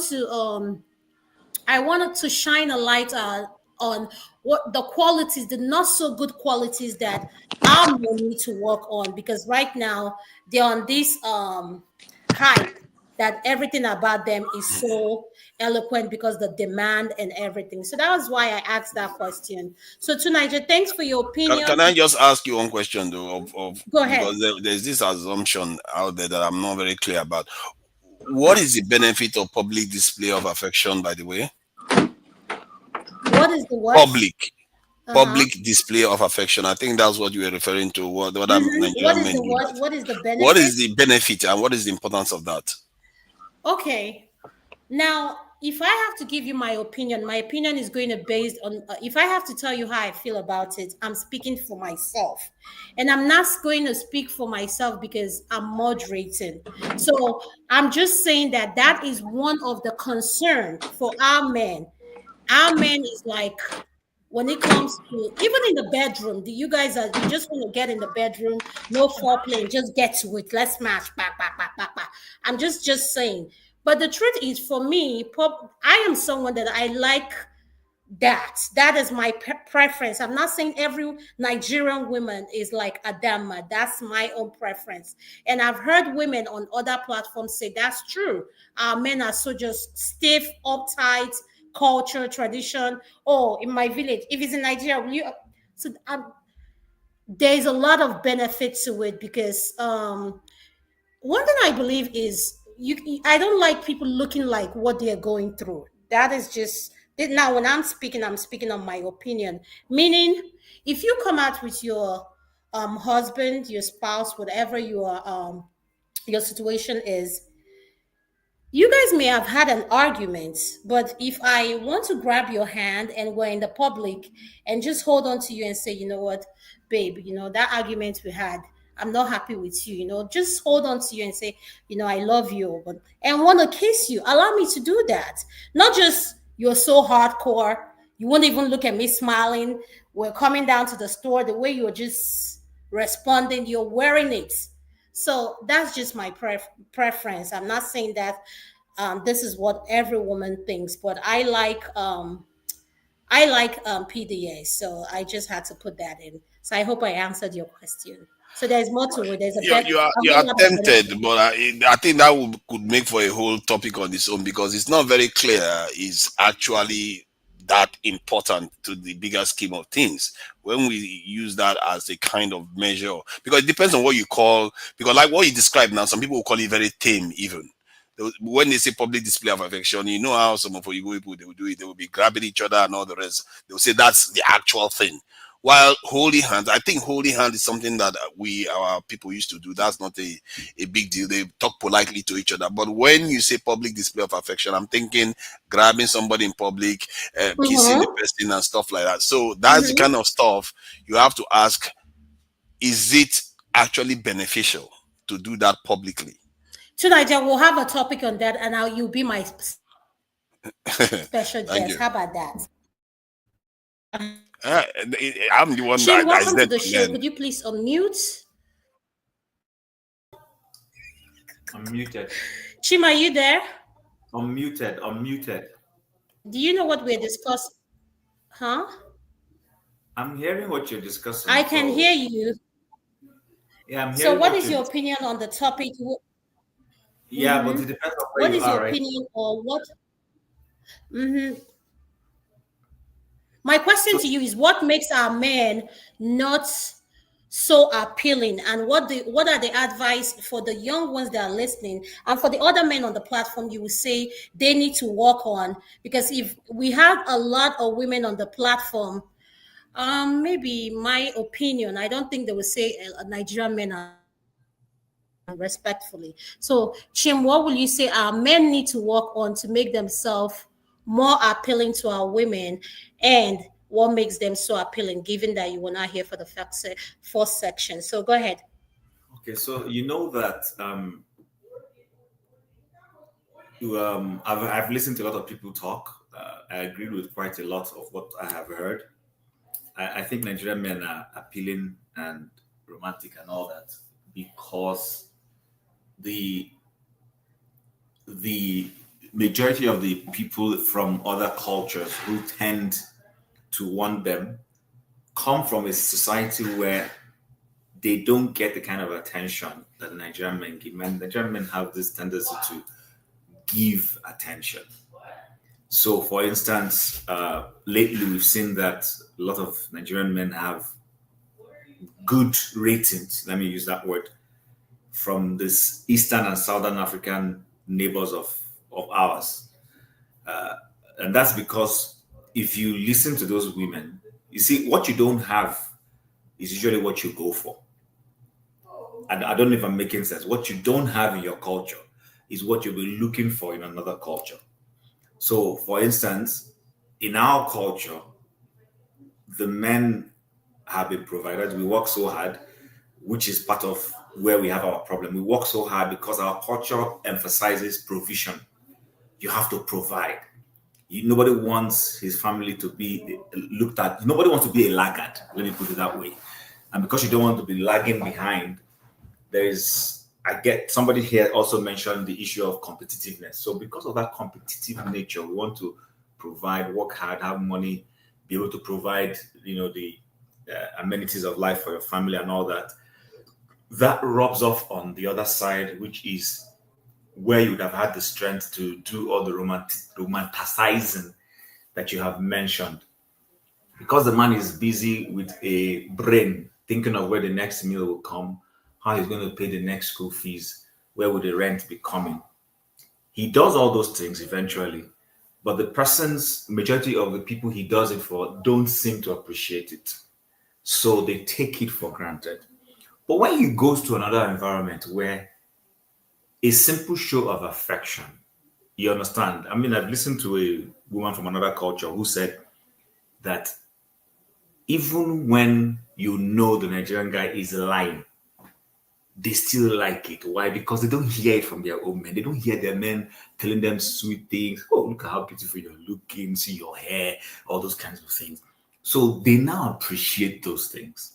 And that's where the plus comes for the average Nigerian man. He carries that his strength of chasing things. And then he's now chasing this person. Now, those other people in those cultures where they don't get that chase, that affection, that trying to do things for them, idolize them and all those things, that now makes the Nigerian guy very appealing. But on the flip side, and that flip side is more on his culture, when he is now with the women of his own culture, that's where you see his weakness.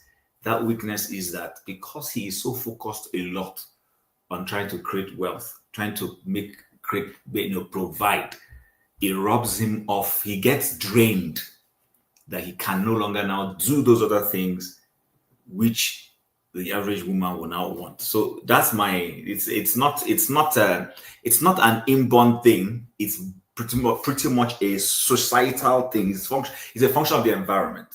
When he's in another environment where he doesn't need to do too much, he gets better appreciated. But when he's in his own environment where the bar is higher, he needs to provide.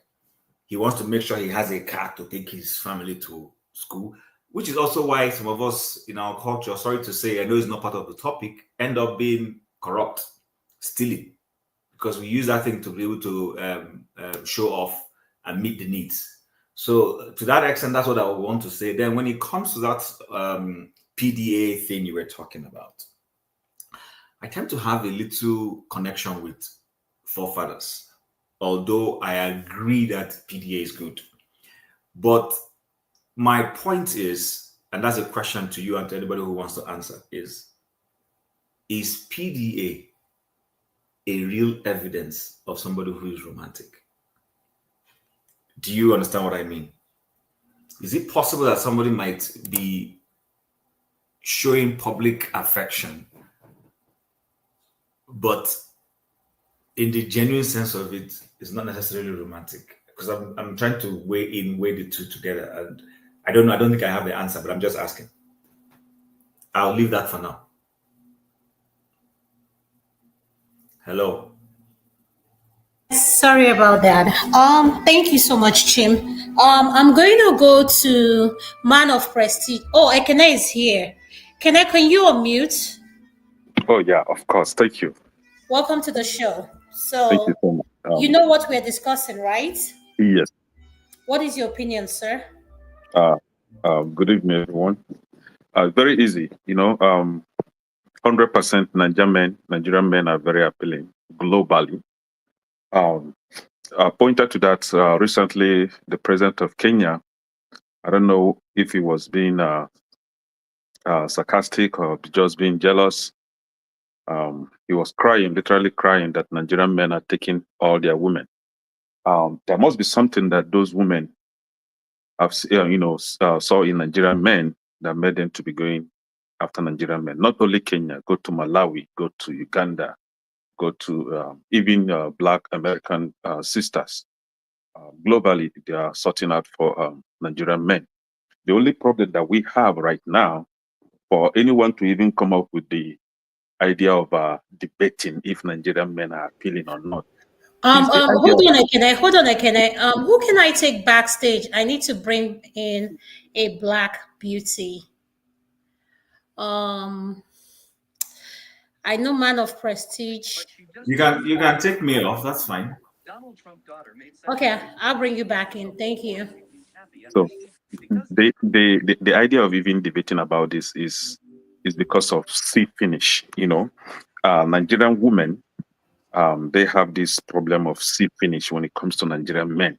They want to literally turn us to better men that are not fully 100% men that will be hugging, kissing women on the street like, I don't want to use some word, but the thing is, we are cultured, we are well brought up, mostly in a religious family, Christians, Muslims, and traditional beliefs. So we have this, we bag our culture wherever we are.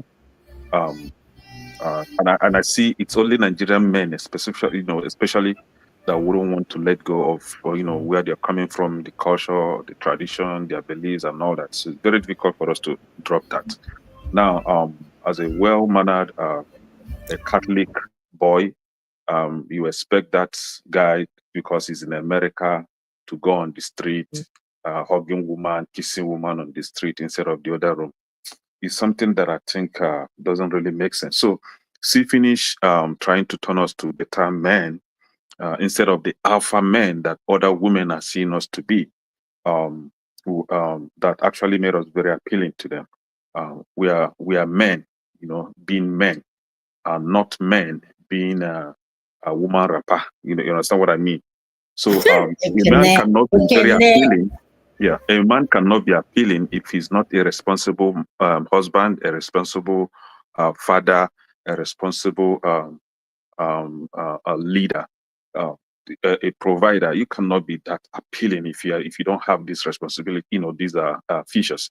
But how will you be able to bag all these features and at the same time not being appealing to any woman? So it depends on what you mean by appealing. Is it by just kissing you on the street, just as forefather asked? Is it not a public display of affection that makes you appealing, or is it by providing, taking care of your wife, taking care of your children, making sure that things are done in the right manner? So, what is actually appealing to a woman? What do you?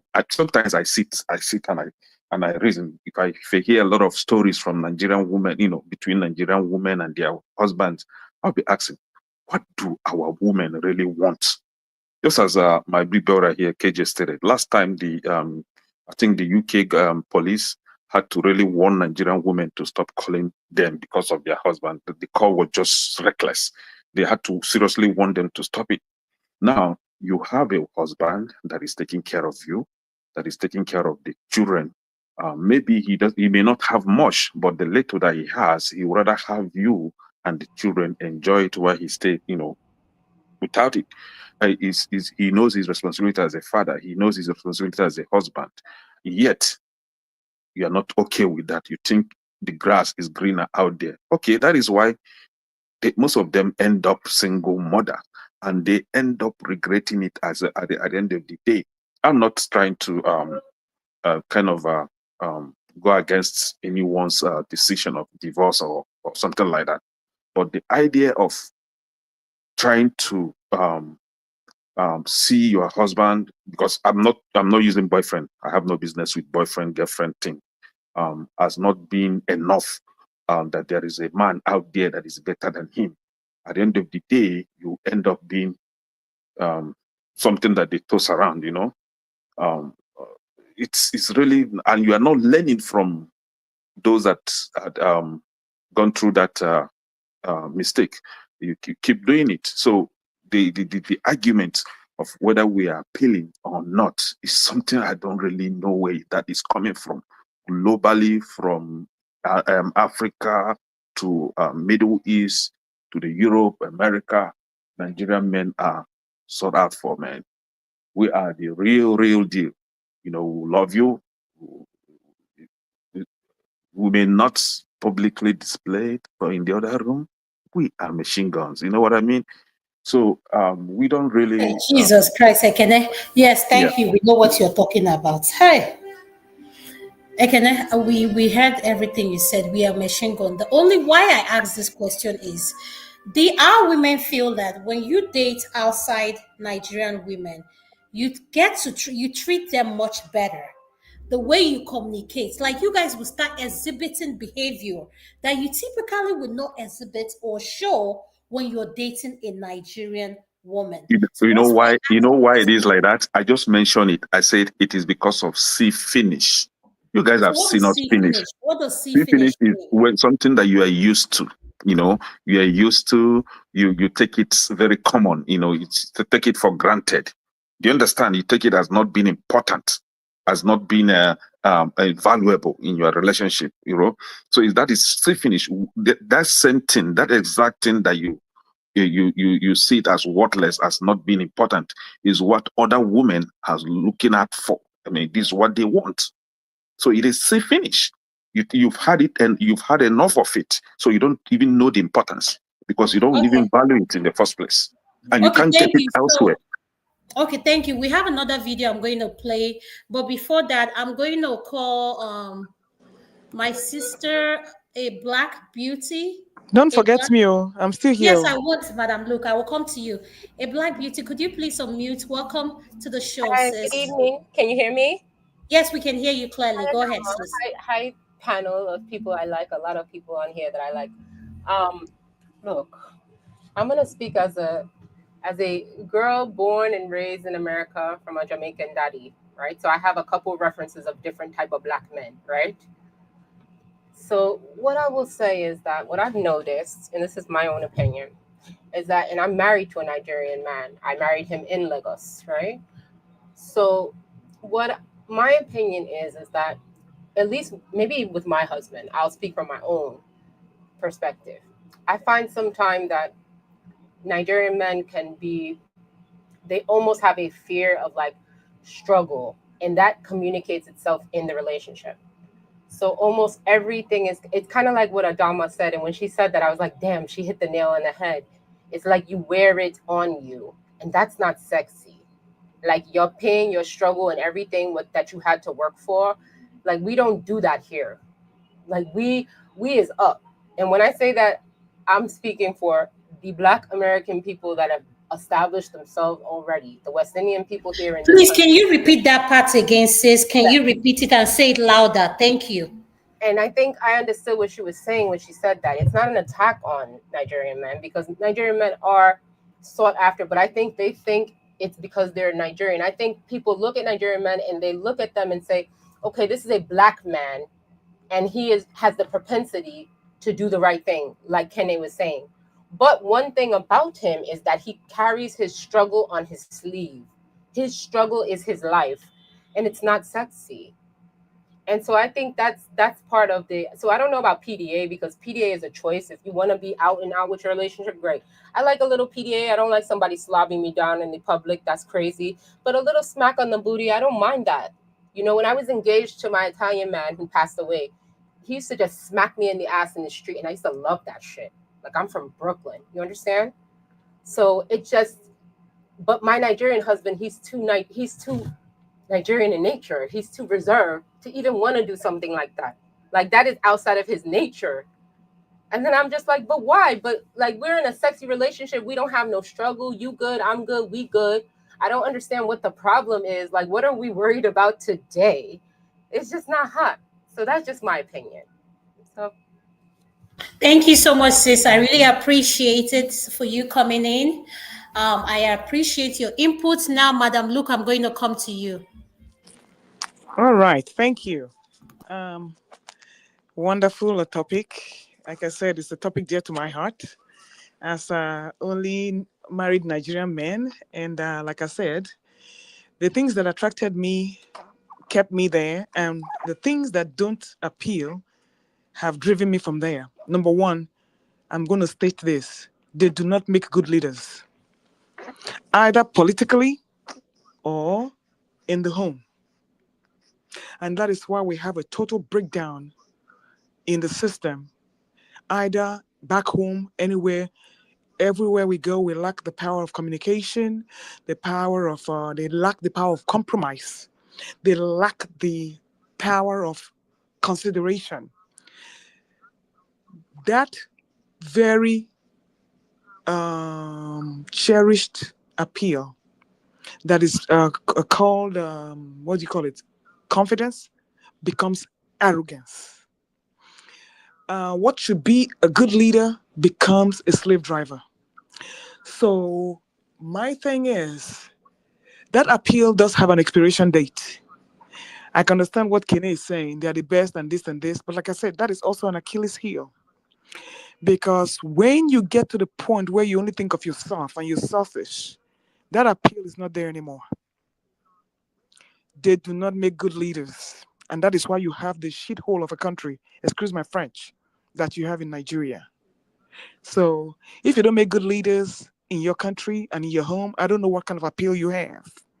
Now, for those people who like that flight in the pan excitement, slap me daddy, made me happy, come to daddy, make me happy. Oh, that's all good. But on the long run, that appeal expires. And you will look for something more concrete, which they cannot offer you. They cannot offer you. That is why we have a high rate of divorce. And that is why our relationship are not sustainable. In the words of Natasha, this appeal is not sustainable. Is your appeal sustainable? The answer is a capital no. You are only a flash in the pan with an expiration date. Thank you, my people. Peace out. Thank you, Madam. Look, hang in there. I'm going to play our final video that will summarize everything we are discussing so that we can have our final this thing. I'm going to come to Mr. Patrick. Mr. Patrick, what is your no, not Mr. Patrick. It's my turn. What are you doing, Adama? Yes, man of Do you have a beef with me? Man of prestige. No, you know I can't have a beef with you now. What did you do to me that way? Man of prestige, you're always supporting. So you're next. Sorry, sir, you're next. All right, thank you. I'm going to constrain my narrative to a particular, just on this, on the global and diaspora, area, because I'm not going to talk about Nigerian women, because Nigerian women, they're in Nigeria, they have no choice. They have to marry Nigerian men whether they like it or not, and they like marriage, so they're off limit on this subject. So it's going to be on the global stage, which pertaining to diaspora and people, Americans and some other people are with. So I will look at it as what make Nigerian men not appealing. Like they said, what make a great man can be what make his downfall. So it goes both ways. I will put one of them, I will put some of them as perception. And one of the perception I will put there is, the stereotype. We have a negative stereotype. Some of them is being portrayed by the media. What am I trying to say? Okay. They tend to perceive Nigerian men a scam 419 that we associate, this is a media portrays, that I would say that scam or 419 that associate with Nigerian men, maybe about 1% of Nigerian men, over 200 and something men. So you can't generalize, but when you come to Nigeria, anything that happen, they come from Africa, it's going to be Nigeria. We have over 50 something country in Africa, but when it comes to scam, the first thing that's going to come out, in the global world, people going to perceive is going to be a Nigerian before they started going to the green region.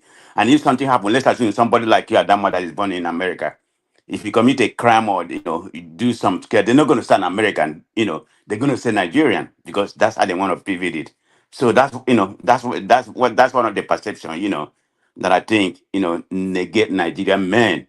That's always there. And Prestige, let's be realistic. Are you reading the comment section? Look at what I just highlighted. You guys are very egoistic, flamboyant, and do you want the list to go on? Let's have an honest conversation of what I mean. They are the one putting this narrative out there. Yes, the media has not been fair to them. I'm not going to sit here and say everything they did or anything, but at the end of the day, the realistic truth, let's point out those But qualities that Adama, are not so that's good. generalization.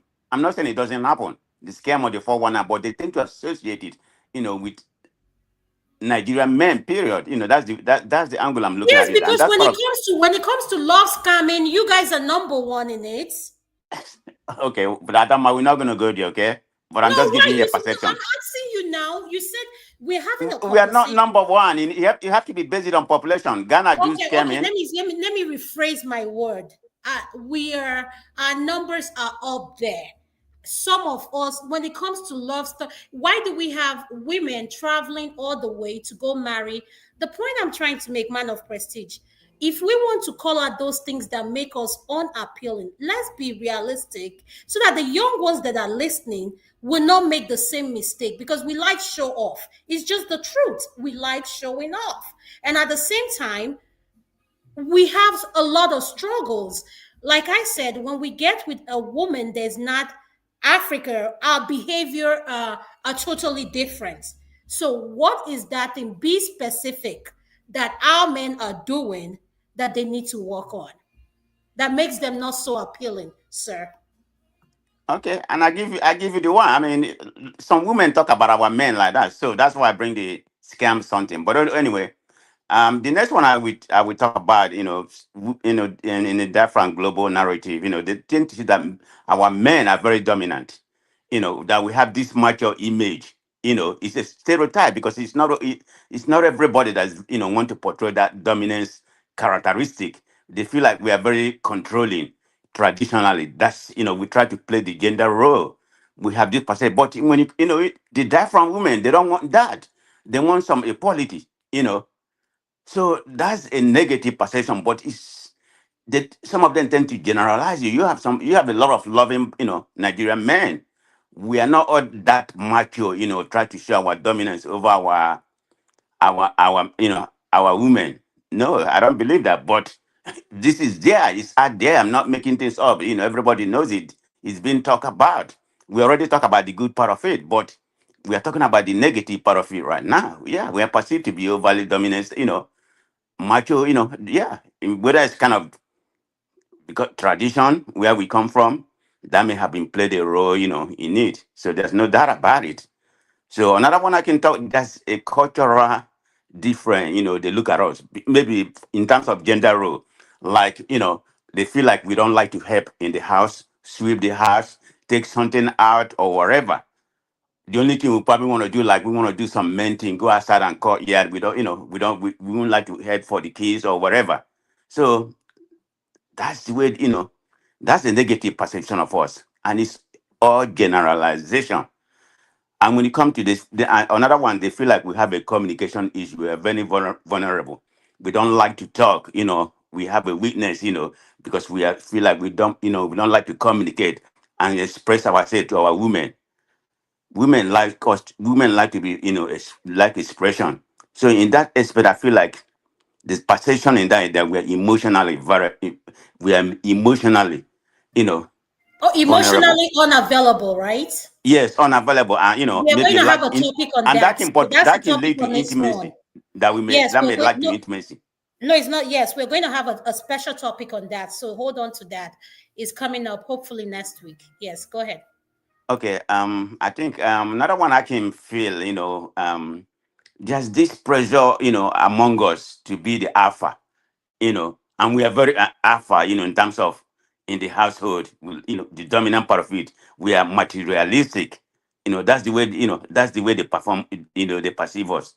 Our men are just very materialistic. We are not authentic, even at all. What I mean by materialistic, even at all, when we don't have nothing, we tend to portray like we have something, and we don't have it. Instead of being very authentic, we are not like that. We want to show we are this, we are this, we are this, and we are not all that. So I'm not saying we, a lot of us are not, but a lot of us are. But even the ones that are not, we try to show that alpha, So there's pressure on alpha, when it comes to us. So that's part of the thing that I can think, But I So cannot think thank you, sir. most of this, Mhm. what I'm seeing is matter. It's a perception, I mean, the stereotyping, the cultural misunderstanding, and the negative. Like, some people may have a bad experience, Mhm. when they have some diaspora women, American women, or our diaspora women here may have a bad individual experience. So they Okay. will generalize it like every Nigerian is like that. So that's another thing I can think of. Thank you so much.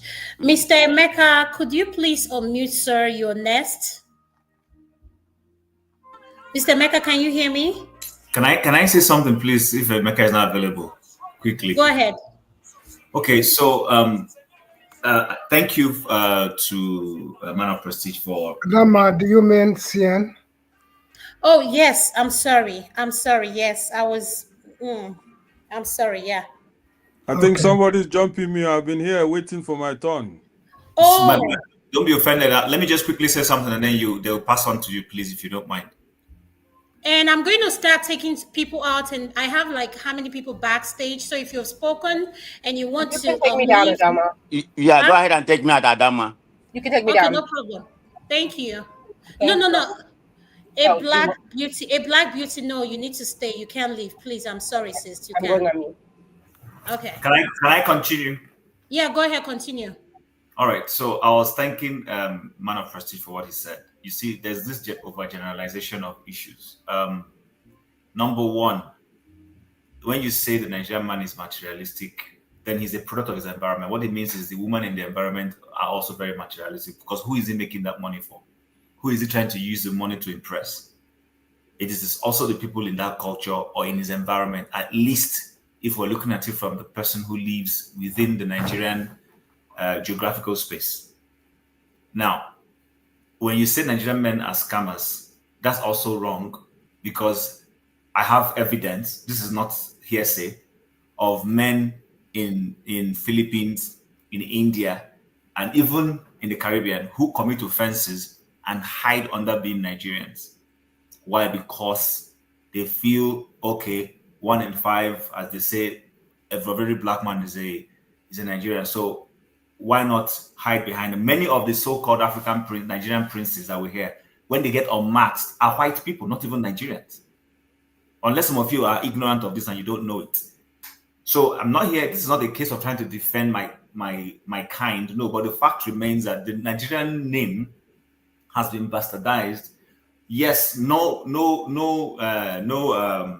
impact to some of our mistakes, but it's been bloated and taken out of context. I'm a Nigerian. I will bash Nigeria where I need to bash Nigeria. But I also know that a lot of the things Nigerians are accused for are actually other nationalities. The records are there. Unfortunately, because we don't have a strong media to speak for us, like the Americans have, to defend their image, Americans are seen as very arrogant people globally. But you see the way the media turns that negativity to say it's pride, it's patriotism. Go speak to the average European. He doesn't speak well of an American. Trust me, they don't. But the American media, however divided they are within, has a way of stoking this thing around to make it look, fighting for the flag, the pin, the greatest nation in the world and all those things. But you're part of my use of word, bloody arrogant people who don't even know much of the world. You understand? I mean, please don't take offense. Let me just digress a little bit. Who plays a competition amongst himself and calls it a global competition and calls it the World Series? It's really an American. That is part of the evidence that they are very arrogant people.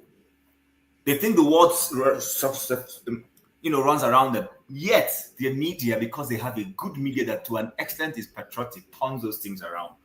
But back to the original topic. Anything you want to accuse a Nigerian man of, it is usually a function of the environment where he is.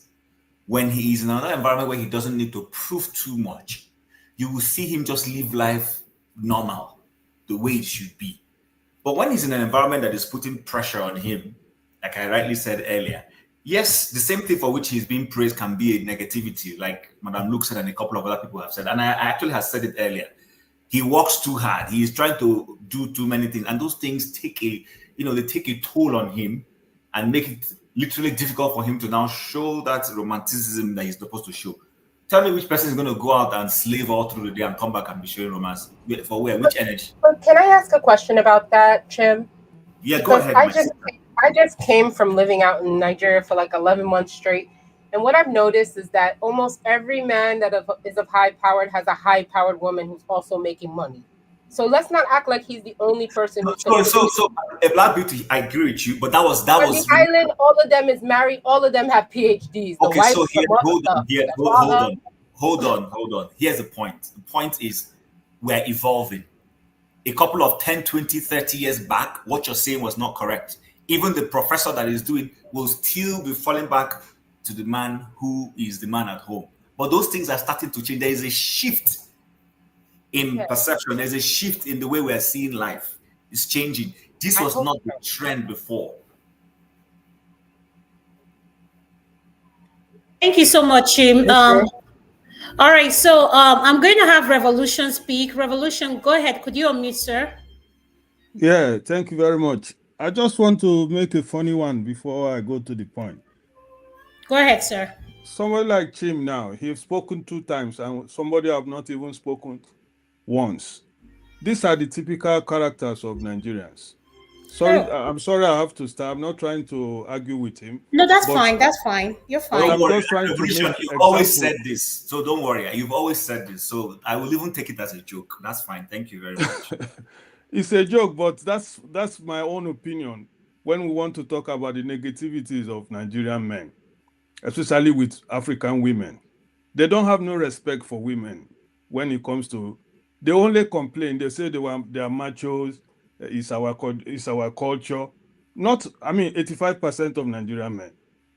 I give it to the 15 who are really good men. You understand? Like I said before, I live in a mixed marriage. Unfortunately, I left Nigeria at an early age, and from a background of Christianity, I didn't really have a relationship in Nigeria when I left because I was very young. So, but I've seen a lot of Nigerian men. I was in England some few weeks back. Oh, you can't believe a friend that I knew for a very long time. I went to him. His eyes was, I saw him. I said, Yahweh uncle. He tried all his best to hide the wife from me because I was just to visit him for 2-3 days.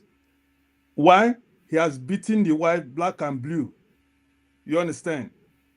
And what was the cause of it? That he came back, there was no food. The lady tried to say I was busy, She got beaten black and blue.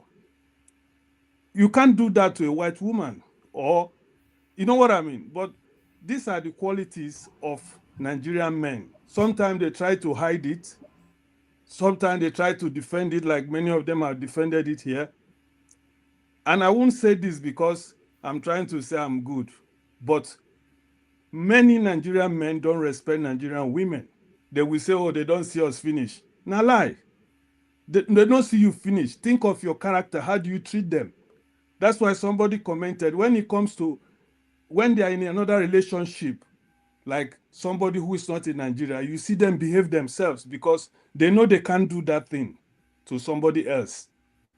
And I want to end by saying I concur with Madam Luke.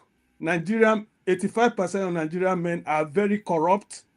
They are occultic. They can do anything for, oh, this is my guy. Whether he's right or wrong, I will support him. Thank you. Thank God, oh, thank God, thank God, oh, thank God. Thank you so much. Thank you. Mr. CN, can you please unmute, sir? Are you sure that Daniel's page is not at? I think I'm on mute. Yeah. Okay, go ahead. Can I beg, take a view? You are not be you are the talk to. Now reality are they tell you so, Biko. Thank you. All right. Thank you if for. you're not speaking, could you please mute your mic? Mr. CN is about to speak, so unless I call you, then you can unmute. Sorry. Good night, everybody. Yes. Take me away. Thank you so much, Mr. Revolution. I appreciate you. Good night, Bo. Better person. Thank you. Thank you, Ms. Adama, for giving me another opportunity to make this brief submission. You know, earlier we started saying everything good about the global, attraction of Nigerian men. That is not to say that Nigerian men are absolutely perfect in their relationship. And before I go, to make this my brief submission, I want to agree with people who argued that Nigerian men can be, quite romantic, and that's the facts. I think they often express, their affection in very different ways, and which is I can find or say it's deeply rooted in their culture and perhaps the value of their tradition. And there are no two ways about it. And even romance we talked about can manifest in through many ways. Expression of romance can, it can, vary either, among everybody is not the same. It could be influenced either by maybe personal experience, sometimes educations and, pressure from, different cultures. One thing that I must add with everything that was said, that where are we access, to do better, both men and women, is if we do not forget that popular adage, that liken a pot of soup, which must be constantly stirred to keep, the pot from burning, is both sides. And that has to do with communication. I think that's where I hold men responsible. Women are also part of the problems. So these are the areas I'm going to advocate that we improve on. So thank you. I don't just want to go buttressing everything everyone else has said before.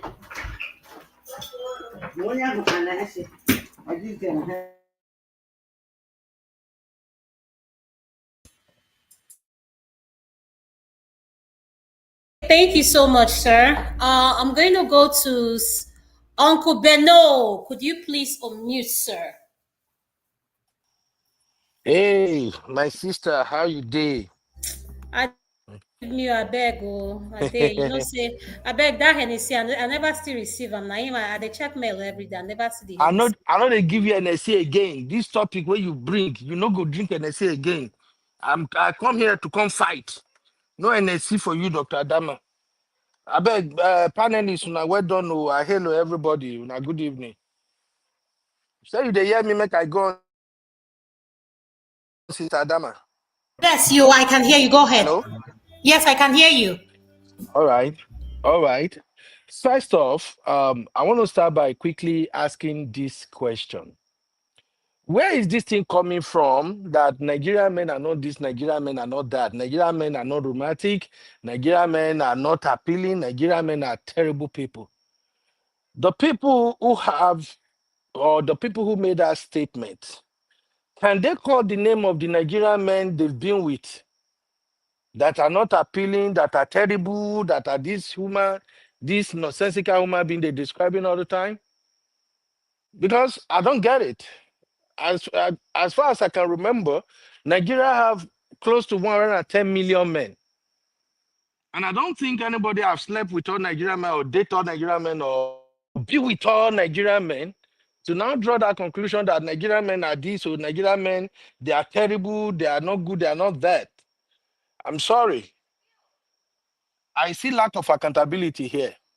If you have been with a Nigerian man that treats you bad, ask yourself, did you see the red flags before you get in with that man? I will say the same thing if men are complaining about Nigerian women. If you come and you make general statement, Nigerian women, they are rubbish. Nigerian women, they are disrespectful. Nigerian women, don't go near them. My question will be the same. Have you married them all?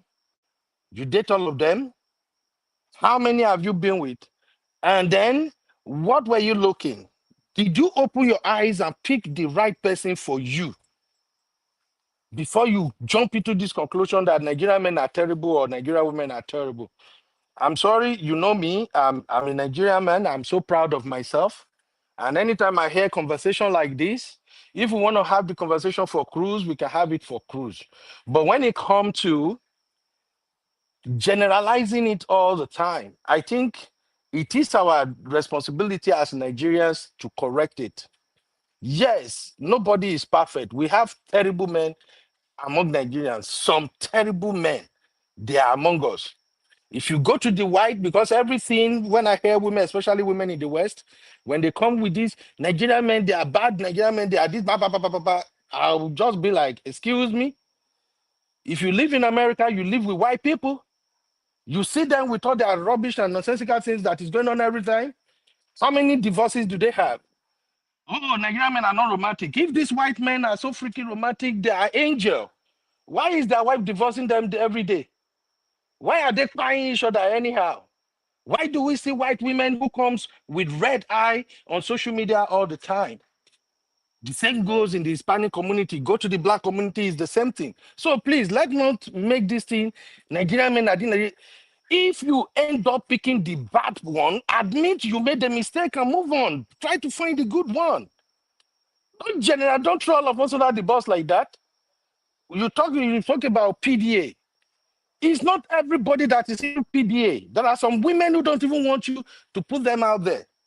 And there are some women who want to sit on social media all day long. There are some men who want to be there all day long.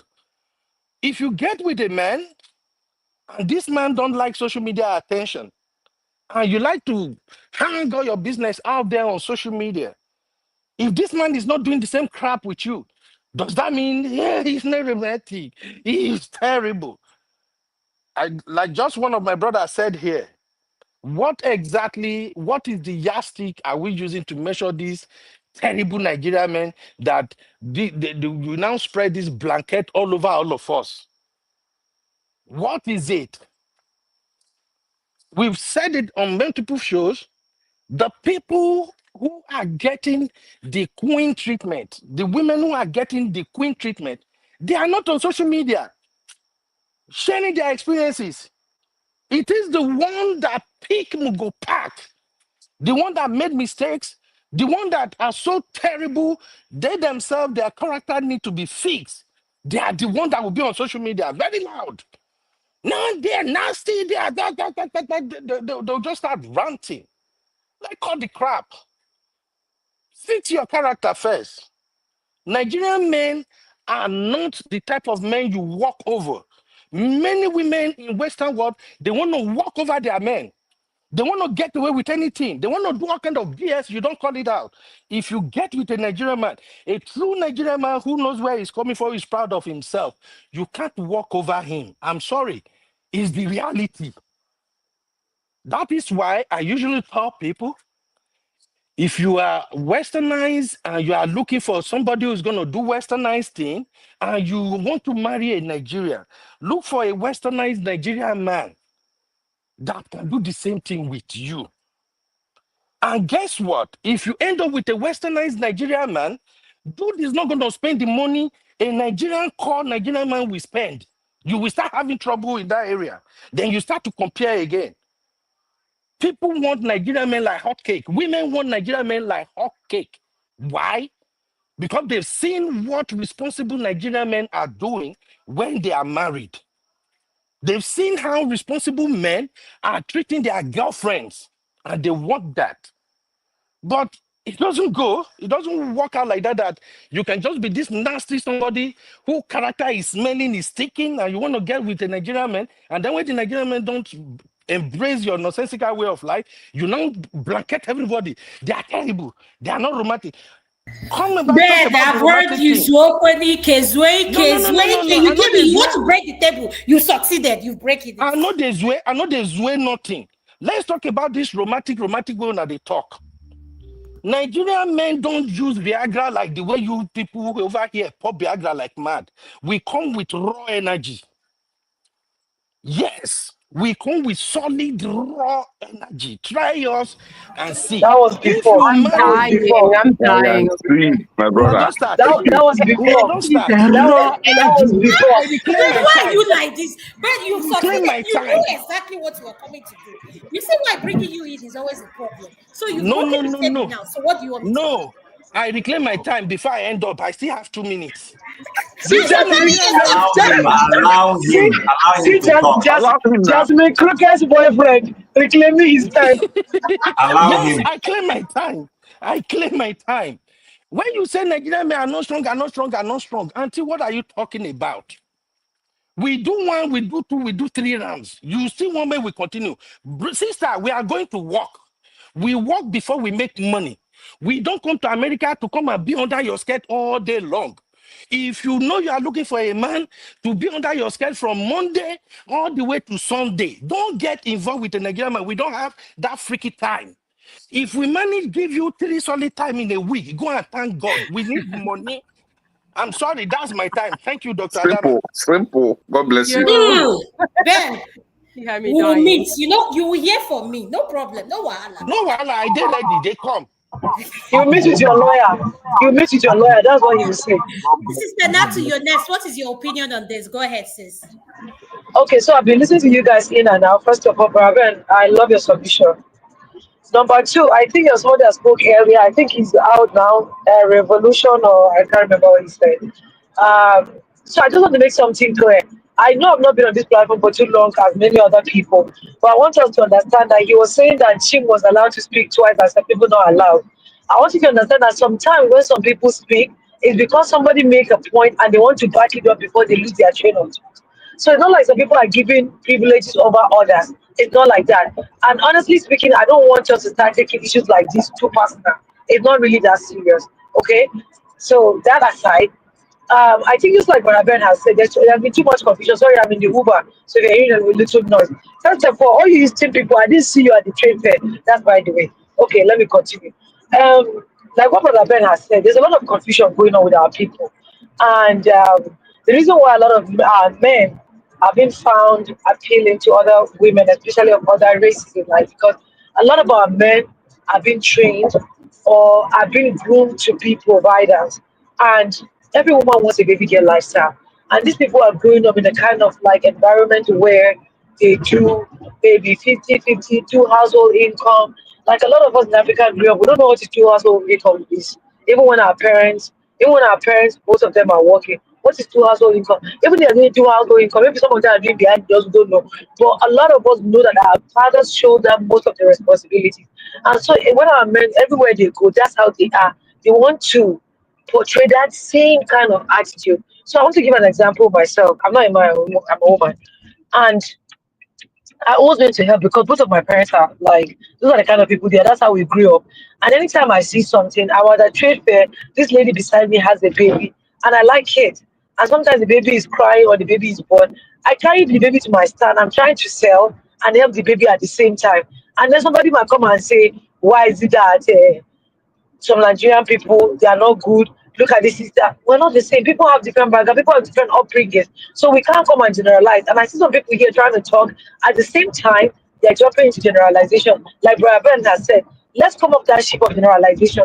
If you go to the Western world, where you see people doing two household income, where the man doesn't have to work as hard as some of our men do, they have time to do a lot of things which our men don't have. If you're a sole provider or if you're the major provider, you don't have time to do a lot of things. And then the woman will like, oh, he doesn't show, he's not romantic, he doesn't show this, he doesn't show that.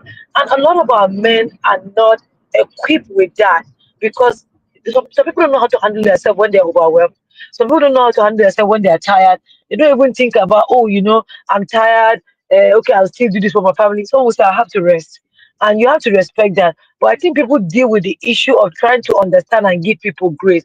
We have to learn to give our men grace. So because some women outside see that and appreciate that, and when the men come to them, they know how to appreciate them and rub their head for them. You come back, even if they don't cook for them, you carry towel and rub your head for you. And the man feels like he's been appreciated. Meanwhile, on our own side, we feel like it's enough. And that's why sometimes when women do some things too, we say men don't appreciate us because on our growing up is a norm too. So it's the same thing. And that's why we're missing out on a lot of them because a lot of them leave. But the truth is that we have a lot of amazing Nigerian men. So when people talk and try to generalize, sorry, I don't fall in that WhatsApp group. As somebody was talking earlier when I was in and out, they say, oh, you can't expect this man to do this and this and come and cook for you.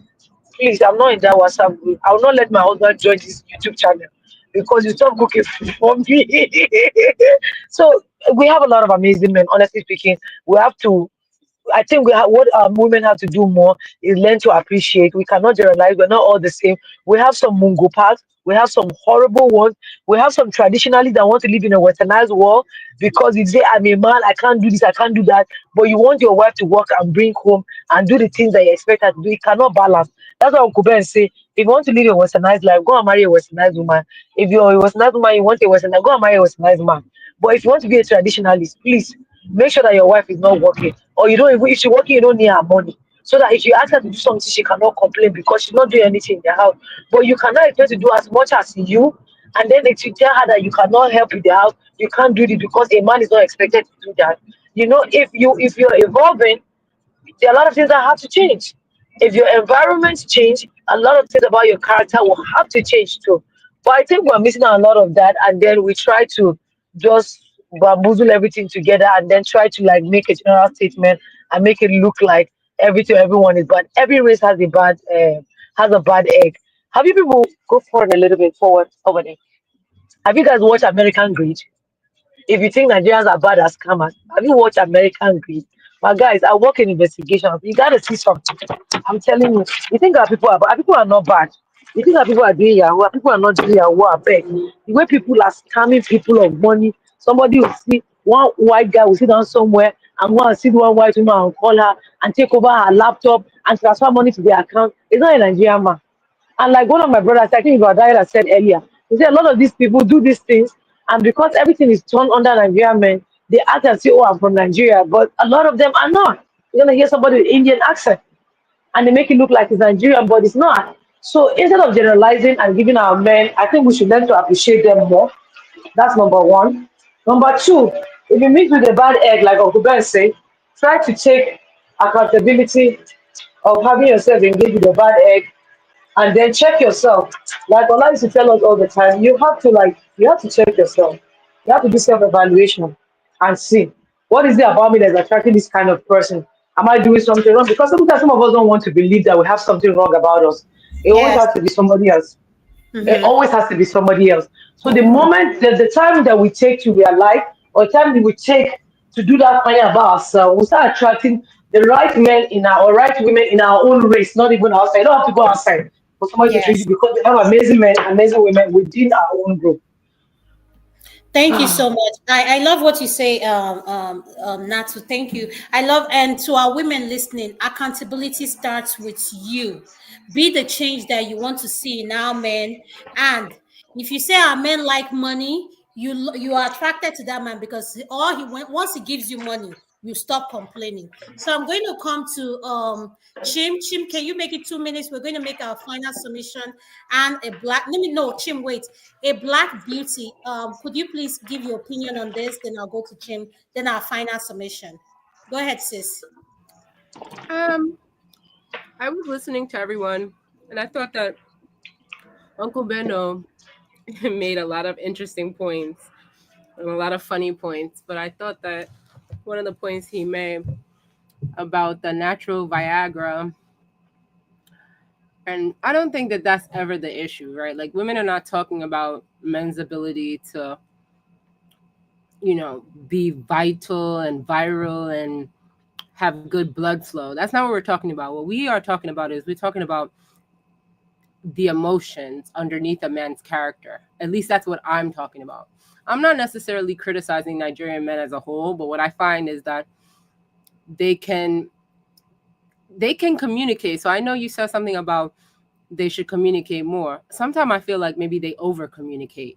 They Their mouth communicate. is very sweet. They have PhD in They sweet talk a mouth. lot. They talk a lot. Yes. And I feel Yes. like there's something to be said when a man is talking a lot. And I feel that they should be more comfortable in their sexuality, that they shouldn't need to talk so much. There's more to it than, I don't know. That's Adama knows what I'm saying, right? Because she was raised here in the States. But what Yes, I'm I know what you're saying. And that's it's my New very York hard. sister speaking. AB, she's married. AB, she's not available. It's not even a criticism of Nigerian men per se, but I think that there are certain men that are like this. I find that I've noticed it in the society as I was observing while I was living there, that the men there's great, they're responsible, they do what they do, they have their children, they have their wife, everything is fine, but there's something that's missing, right? There's a little bit of a disconnect. I can't quite characterize it, but those are my comments for the night. Thank you. Thank you so much. Chim, what is your opinion on this topic? Then we'll go on our final submission. Thank you. I think I'll wait for this final submission. No, I've had my opinion on this. Okay, so hold on. Okay, so since Chim said no, for further, I'll give you Chim slots. So this is your final submission. Make it quick because you so that we can round up and call it a night. Go ahead, sir. What is your input on this topic and your final submission, sir? Yeah, see, in terms of some of the criticism that Nigerian men have received, some of them are deserved, of course, and others are a little bit unfair. We can't be perfect, that's for sure, and most men aren't. I think if I was to criticize the Nigerian man, I think it would be in the aspect of if for want of a better word, geopolitics. They have a big problem with that. They don't take care of, because you have to take care of the home front, just like everything else. If you look at the South African, this is South Africans, what they were able to pull off, globally, and you'll be wondering, what are Nigerian men doing? Have you ever seen Nigerian men ever come out to speak about anything that has to do with, especially power? When it comes to twerking for music and all the rest, we are very good at those. But we don't do anything else. And in terms of the way we have this family culture that seems to be relatively strong to an extent. But in terms of societal aspect, managing the society, that's where I tend to agree with Madam Luke, that the Nigerian man seems to have lost his way. Maybe it's not their fault. Maybe it's just a feature of how the history unfolded. But as it stands, they have a lot to answer for, given that almost the entire African continent is looking up to Nigeria, and yet the men and the nation itself, the way we behave, doesn't seem to even take that into account at all. You hear our leaders talk, and they don't seem like they are even awake to what is going on in the world, and they don't act as if they are even responding to it. Not to mention even being aware. So the entire thing, that is where I think our men fail the most. But in terms of relationships, you can see the positive and you can see the negative. They have, pluses. They clearly seem to have a lot of pluses because the fact that they go around the world and a lot of women seem to appreciate Nigerian men more than they don't. So from that point of view, it's a plus on that front. It's just that the aspect of ensuring the betterment of their people, that is where Nigerian men truly have dropped the ball. Thank you. Oh, Father, could you please exit? I need to bring some other people in. And Madam Luke, what is your final submission? Thank you. Okay, final submission time. Just to sum things up. Mr. Okay, hold on, Mr. Okay. If you finish your final submission, could you please just exit so I can hear other people? Thank that would you. Be fine. All right, thank you. Okay, let me sit down in my big chair. So for 2 minutes, final submission goes as follows. It's a good topic. And like I said, I have married Nigerian men. My beautiful girls are from Nigerian men, so I don't have nothing to ding them for. But like I said, every appeal has an expiration date. And mine has expired a long time ago. So I'm looking for like Traore right now, men with principles, men with vision, men that can rule a country, not one man that like Wike and Akpabios that are littered all over the panel. That was a joke. So I need leaders, and I mean real leaders. So all that slap me daddy, all that nonsense don't work for me no more. I need to take my children to where the future will be bright for them as Nigerians. And I don't see a Nigerian man doing that. So this is not all about what is in the bedroom or what you are doing in your kitchen. Not my business. I've risen above all that. So I need people who will take me to the next generation, to take me to another level, not this mundane, mediocritic situation that we have here now. Like yeah, the men there. I know. Jesus Christ, Madam Luke, please don't make me laugh. I have passed that stage and I am not interested. Okay, so what I'm going to say for those people who are still there, knock yourselves out. But when you're ready to move on to the next level, call me. On my final note, your appeal is not sustainable. So for those people who are high-fiving you, they're not there yet. They are not in the Uhuru land. So knock yourselves out. Thank you so much, Mama. I really appreciate your final submission. And I just want to tell our viewers the feedback I have gotten and everything, email and stuff. We're going to have a part 2 on this topic again because it's so many. I think I'm being skipped for a very long time. I cannot trust me. I'm not skipping you. I can see you clearly. The Crown, what is your final submission, Mr. Dayo? What is your final submission? I think I came before you can know. No. Don't worry. Listen, Mr. Benson, Genty, Adama is on the seat. Okay, my sister, my able sister. Yes, thank you. Mr. Dayo, go ahead. What is your final submission? Thank you, Dr. Adama. I really appreciate it. I think most of the people that have spoken, they have like spoken well, but unfortunately, most of them are speaking from their personal perspective and not from a general perspective. That's where we're having these issues. Black Beauty, my beautiful sister, spoke and she made it clear that she was speaking from her own personal experience, which is good. Same thing with my sister. From my own personal experience, and I think she spoke well. But this is about general aspect. If you want to talk about something that has to do with the majority of the people, but it don't work out for me. It's me, Mr. Dayo, you're breaking up. Can you guys say something? Is it my ear? Yeah, Bello, these people are trying to invade his network. That's you not make heaven, I swear.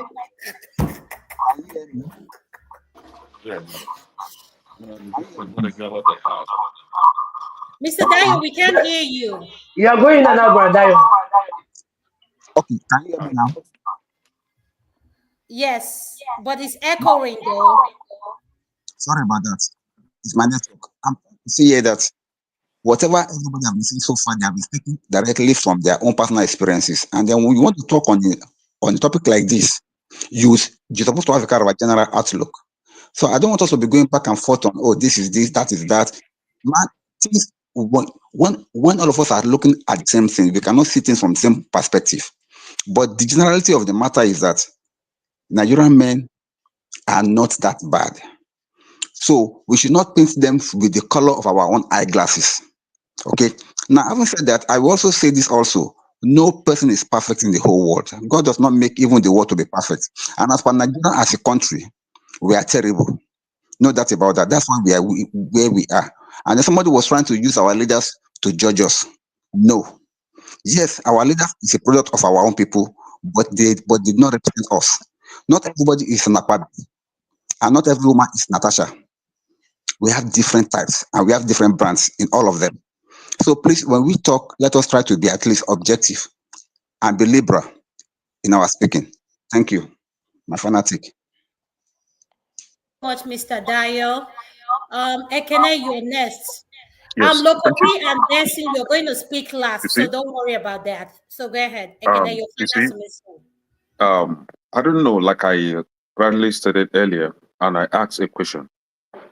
What do our Nigerian women really want from us?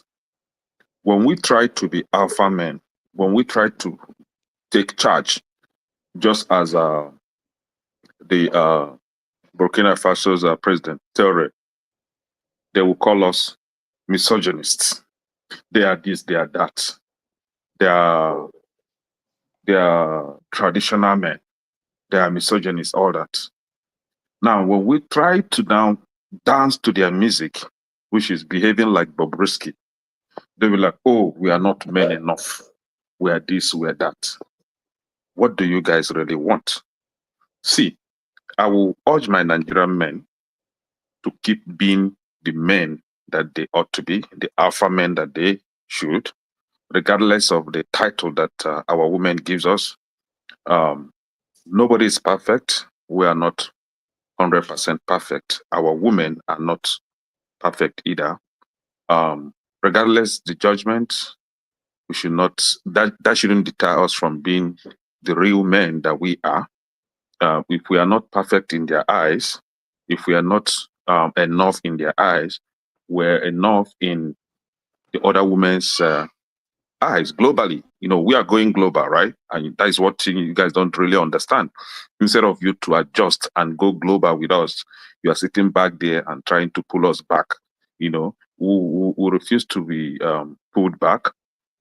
But I will still urge us to, you know, urge our women to at least embrace the greater good that we have, that we give to them, and maybe work on the little imperfections, you know, like what Adama is demanding for PDA and all that.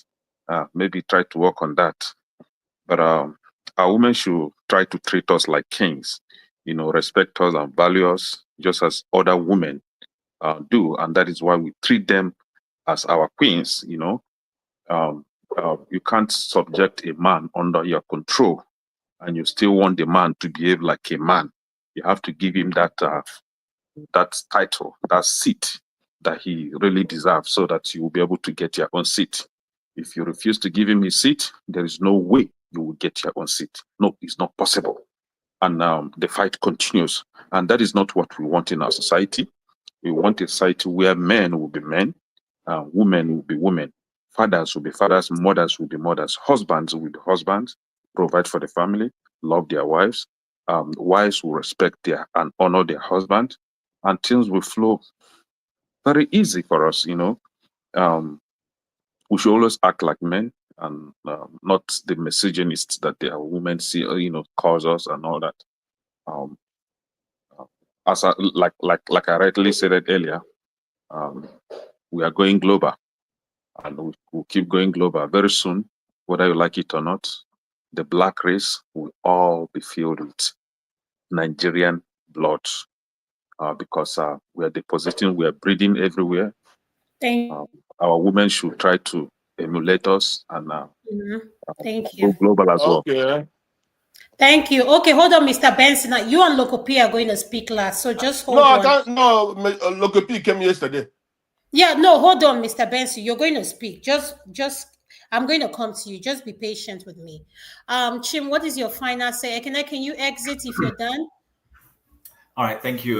So first of all, Thank you.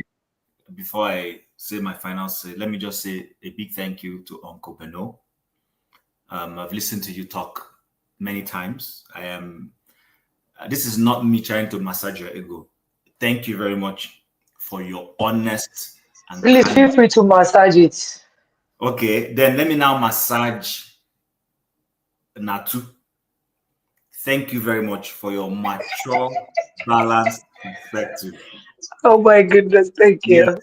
Yes. No, and I'm honestly, jokes aside, this is when we come to places like this, let's educate people. There are bad men, there are bad women.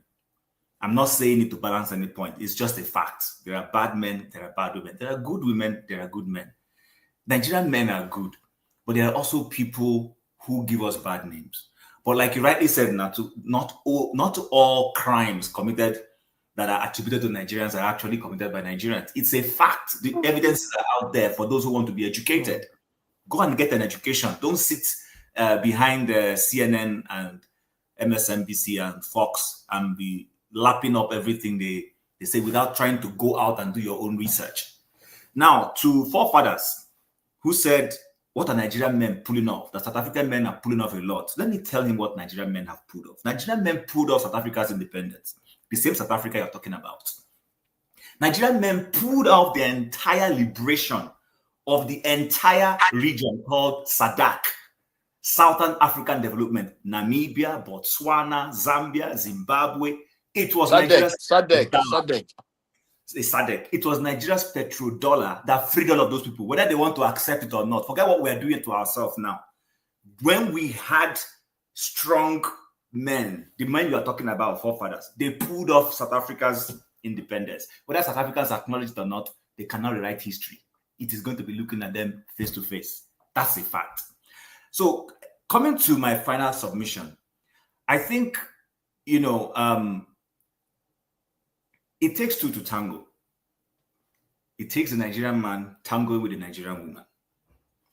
Because we come from the same society, yes, it is not in all cases. There are cases where there is a C finish.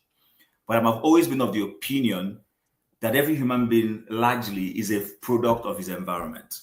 So when the Nigerian man, like I said at the beginning, is hustling, and the hustling is not just for himself, it is for the people he claims he loves.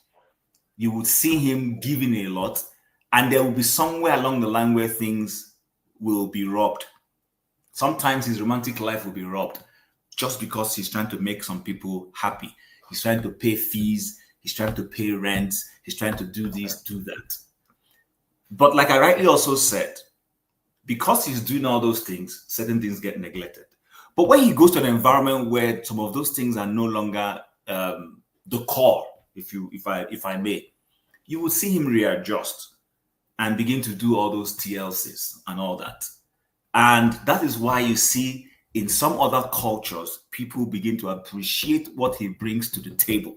That's a fact. It is not a mistake that you find that a lot of Eastern African and Southern African people tend to have a preference. Like somebody said, I think it was Kenneth, there's a video circulating of a South African guy complaining that he doesn't want to see Nigerians and other foreigners. They are busy here taking over their girlfriend space. That even South Africans can't find girlfriends anymore. I didn't make that. I'm not the one who made that video. That's true.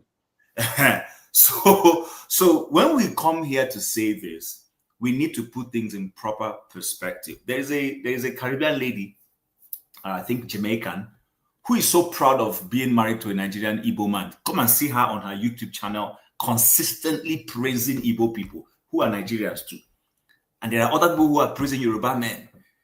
There is this couple who the guy is Nigerian and the wife is, I think, Black American, but a lighter skinned woman. See them doing their skits. They were one of the first people I used to follow on YouTube. I don't see them that much anymore, but that's the same thing. This is a Nigerian guy married to, or is it Wanyocha that is on Instagram, constantly praising her husband and all those things. So for every of those people you could mention, there are 10, 12 other people who appreciating the Nigerian guy.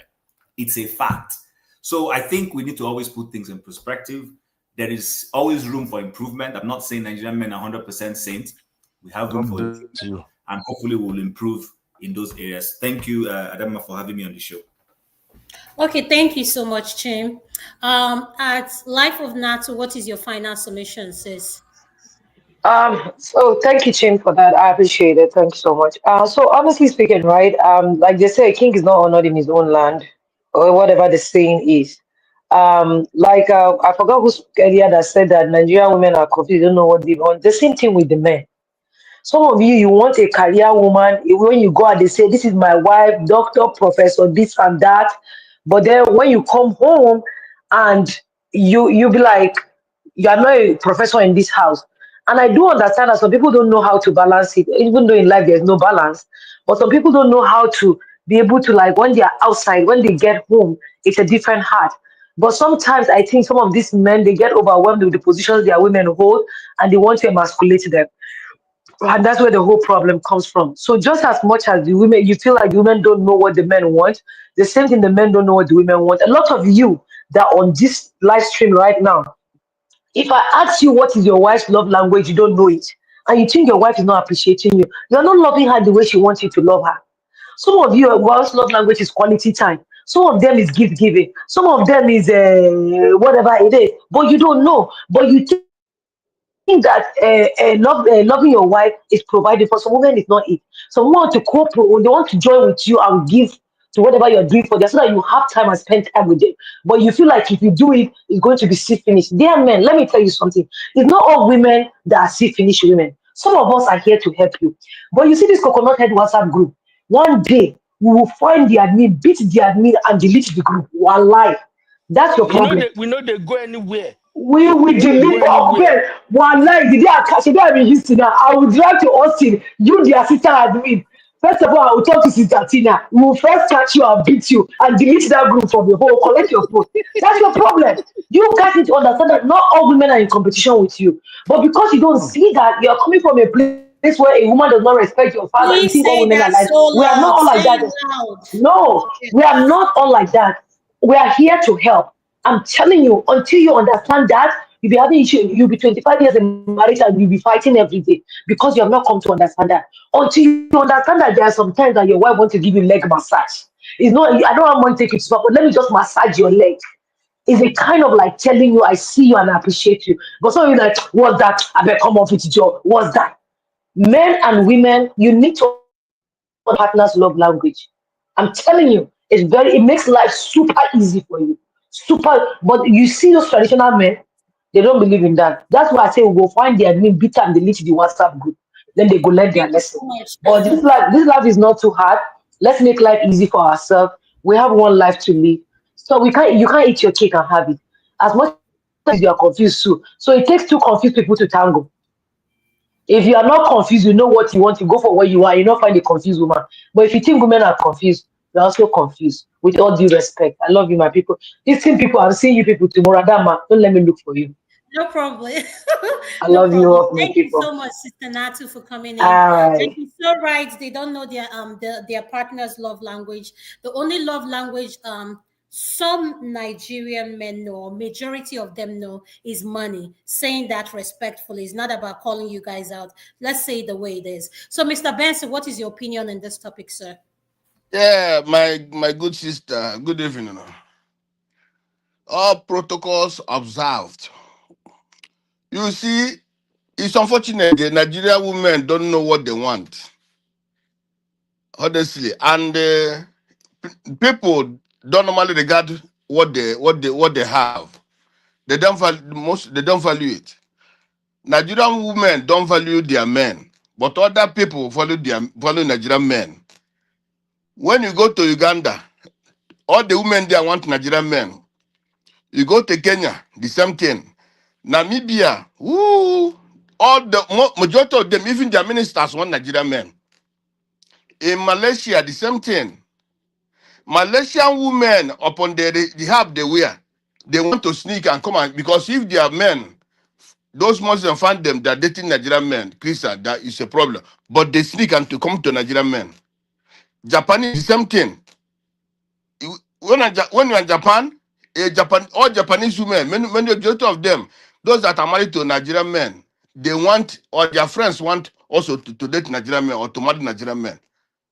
You understand? So let me tell you, Nigerian men are hot cake everywhere in the world. To the women. Women, almost all the whole women in this world love Nigerian men.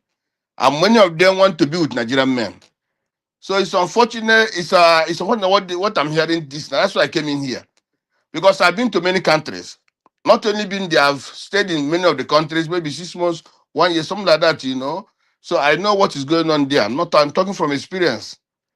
You see, so because one thing that all this even in South Africa, these people know that Nigerian men work hard. Upon they work hard, they take care of them. You see, they satisfy them in every angle. So it's only the Nigerian women. The Nigerian women before were good. Only this time now they are following this Western life and so on and so forth. That's where the problem comes in. You see, before they were so good, but these days I didn't say that all the Nigerian women are bad. No, neither do I say all the Nigerian men are good. No, but majority of the people in the world, the ladies of other countries, they want Nigerian men. So that's the thing. But these days now, things also are changing for Nigerian men. Because many of them now are becoming what they're not supposed to be. Some of them are becoming homosexuals, which is not good. So people who know this Gen Z and so on and so forth, who are transforming themselves into nonsense, they should tell them that is not the way to go. Because Nigerian men are valued in everywhere they are. So that is my decision this night, okay? Thank you, everybody. Adama, please, let me say something real quick. Sir, before you go, let me say something before you go. Adama, please, just 2 minutes. Go ahead, sis. Sir, from all your conversation, what I'm hearing is lack of accountability. Nigerian men are valued everywhere. Nobody is saying Nigerian men are not valued. But please, if you have bad character, see, if you are driving in Nigeria without license, I beg you, come to America and drive without license. I beg you. Come and drive for 2 minutes without license and see what will happen to you. If you don't end yourself up in jail. So you people will go, you leave your bad character, you will stay with us with bad character, we will take it, and then when you come here and you know that you'll be beating women back home, when you come here, you know that if you touch a woman, you get in trouble, you not touch her, and you tell us that they are good women. Please, let's not get started. Let's not get started. If you like Nigeria, go and open pharmacy without license and call yourself chemist or doctor. People will be coming to you for treatment. Come and try it in America. Please come and try it. I don't know what people are doing in Nigeria. I'm just talking from No, experience sir. outside. No, sir. I'm saying with all due respect, you are saying you don't know what we really used to be good and not good anymore because we're tired of taking bullshit. Our mothers are taking bullshit. We're not going to take it anymore. We are forcing you men to be good. If you men need bad women, force them to be good too. Chicken, it's not too hard like that. But you don't carry bad character and you treat us anyhow. And when we refuse to accept it, you say we are bad. No, sir, we will not accept it. We will not accept it. My sister, let me tell you. No. See, let me tell you, some women even want you to beat them. I'm not saying that Let beating me women is good. tell you. No, excuse me. Let me finish. I'm coming. Let me finish. You see this Gen Z? No, you see this? No. I'm coming. You see this Gen Z that you are calling that they are these Gen Z are a product of your bad parenting, and they are the ones that will call your bluff. Let me tell you. It's either you go and learn it right, or you'll be collecting. Oh. Sir, you can call us the name that you want to call us, but we have come back from taking bullshit. And you know what? We will marry the good Nigerian men. We will enjoy Nigerian men. Let me tell you, I will act like nice. What is making divorce so easily now these days? Before, there was no divorce, the rate now, but the rate now is too much because people are learning nonsense from this Western world. The same way you men are learning nonsense. That's how the women are learning nonsense. It's a two-way street, sir. You didn't know that? You think everywhere is one way? No, sir, it's not. Submissive, but men have to love their wife. Men have to love their women. Let me tell you something. Submission is a seed. Submission, how you treat your wife is a seed, sir. It's not a If you seed. don't It's go to not a farm, siege. it's a seed. If you don't go to farm during rainy season and you go during season, you are bet you are a thief. If you don't treat your wife right and you want her to respect you and lick your toe, sir, What did I say you here? will I say out. men love their wife. Men should love their wife with all Please, their heart. let's Men call it should what love it their wife is. with all Let's their stop doing heart. this thing. That's what I said. Let's And not, that's what the sir. Bible I will said. appreciate you. I will appreciate you if you sit down here and talk to men your gender. You see, when I came, I talked to my gender. Oh. Let's go and check ourselves. Let's not call all men bad. If you say your man is bad, sister, there's something bad about you. Rubber know they attract magnets. Oh. Now metal they attract magnets. Yep. Preach. Thank you You so They much, see, Mr. play. Natu, Mr. let me Benson. They play. Thank you so much, Ah, Natu. you're I'm gonna going to go learn, and you to learn the hard way.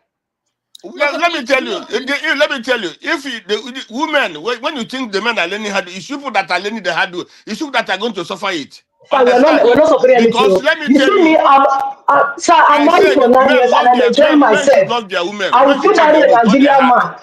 I'm Okay, enjoying thank myself, you. sir. Thank you, Very, Mr. very Benson. well. Just wait, let her finish so that we can hear what she's saying. Mr. Sir, Benson. you see, I understand what you're saying. But the She's thing I'm trying she's to explain finished. to you, So sir, No, Adama, no she's is problem. finished. that Mute yourself, please. the thing is that if you What? carry bad axe and go to What is farm, you Adama? will so good thing.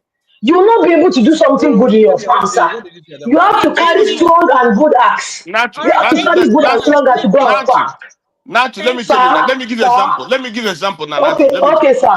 Let me give Okay, example sir. now. Let me tell you now. Go ahead, sir. You see, for Mm-hmm. example, let me give example in Mm-hmm. Namibia or South Africa, okay, or Botswana, okay? Mm-hmm. Mm-hmm. In the South Africa, Namibia women, when you see a Nigerian today in Namibia, he welcomes that. Even okay, for example, in Namibia women, their men beat them more than anything. Their men kill them anyhow. Their men don't take care of them. Even Botswana women, understand? Their men beat them anyhow. They Okay, don't take care of them. Mr. Any Benson, small thing Mr. they Benson, I hold don't know on. why this beating thing is Hold switching on, you. Mr. Benson. This is a live. There are some words we cannot use because okay, YouTube fine. will take this video down. Okay, fine. Their Please, you men, cannot they, speak about abuse openly like that I'm because not you abuse. can. I'm not saying abuse. I'm not. Let me. Okay. Let me reframe. Okay. See, Thank you. their men treats them bad. Their men don't take care of them like Nigerian men take care of their Nigerian women and other women. Nigerian men are one of the best in taking care of their women and daughters. But in these areas, I'm telling you, their men don't take care of them. They buy them anyhow. They treat them anyhow. That's why they value Nigerian men and other people. So I'm Okay, telling you, Messiah, go and Nigerian women continue supposed to saving be them. the Nigerian women are supposed to be happy. I didn't. Sir, I'm let me happy tell you. about I'm what? not. Let me tell you. I'm not Happy somebody. about what, sir? Let me tell you now. Let me finish now. I'm not somebody who encourages men to beat their women. No, I don't do that. I can't do that, and I will not encourage that. I understand because if somebody beat my sister, I will not be happy. So, but what I'm telling you is that Nigerian women are supposed to be happy. Honestly speaking, they're supposed to be happy because the way the Nigerian men treat them as queens. Take them out, do everything, but other countries don't do that to their women. Most Okay, of so our let African me give you countries. an example. I'm telling Let the me give truth. you. Uh-huh. Today I was at a trade fair, right Uh, in Houston uh, here. I have two type of people that came. One guy that's married to a non-Nigerian. Two men actually that was not married to non-Nigerians came, and their wives were trying to. They bought oils from me. They were trying to scan their card, and it was not scanning. Before they say anything, the men removed their card and swipe. Other Nigerian men that came with their wife, and it didn't happen like twice. Those men stood there were looking at them to figure it out. So talk to me, sir. Talk to me. That's why I said Nigerian there men, are bad eggs. according That's to why I said there are you, bad eggs everywhere. There are good eggs everybody cannot be everywhere. perfect. Now, everybody cannot be perfect, That's the thing we're saying. So you but can't 80%, let me generalize tell the you, Nigerian women. That's what we are saying now. 90% Okay, of thank you. Nigerian Let's men, move on. Thank you. Thank you, Coach. Where did you Let's get move that on. number from, sir? 90% of Nigerian women. Where did you get the numbers from, sir? 90% of Nigerian men, Where did you let get me the tell you, numbers from? are Okay, good. Mr. In terms Benson. of women, take care of their women. 90% of Okay. Nigerian men are very good. I'm That's telling the you the truth. before one. Okay, Huh? thank you. Thank you. We heard your Can I opinion. ask Hold Mr. on, please. Justice Hold on. something, Hold on, Uncle please? Ben. This is what I want to say. The part 2 of this segment is going to be about the appeal of Nigerian women. And we are going to, it's going to be a continuation of this and why our men do not find, including foreign men, do not want to marry Nigerian women. So with that, so women, today is about men. The next part 2 is going to be about you guys. So hopefully those of you that are listening will come on the platform and express your view, because this is a this topic, this segment we have, there is no camera, so there's no um excuse for women not to show up in the platform in the part 2 of this segment. So Natu, I appreciate everything you said, Mr. Benson. We're going to have a part 2 to it. With that being said, I'm going to go to Loco P. Uncle Ben, you close out the segment. So Loco P, what is your opinion, sir?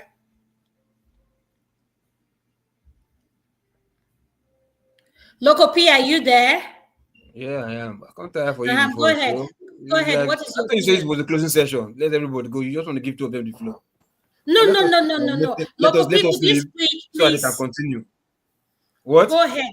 Loco P, what is your opinion? Thank you. Come on, Madam, you take your time. I'll tell you now. First thing first, I don't know what's the issue here first. Yeah, it's talking about Nigerian men.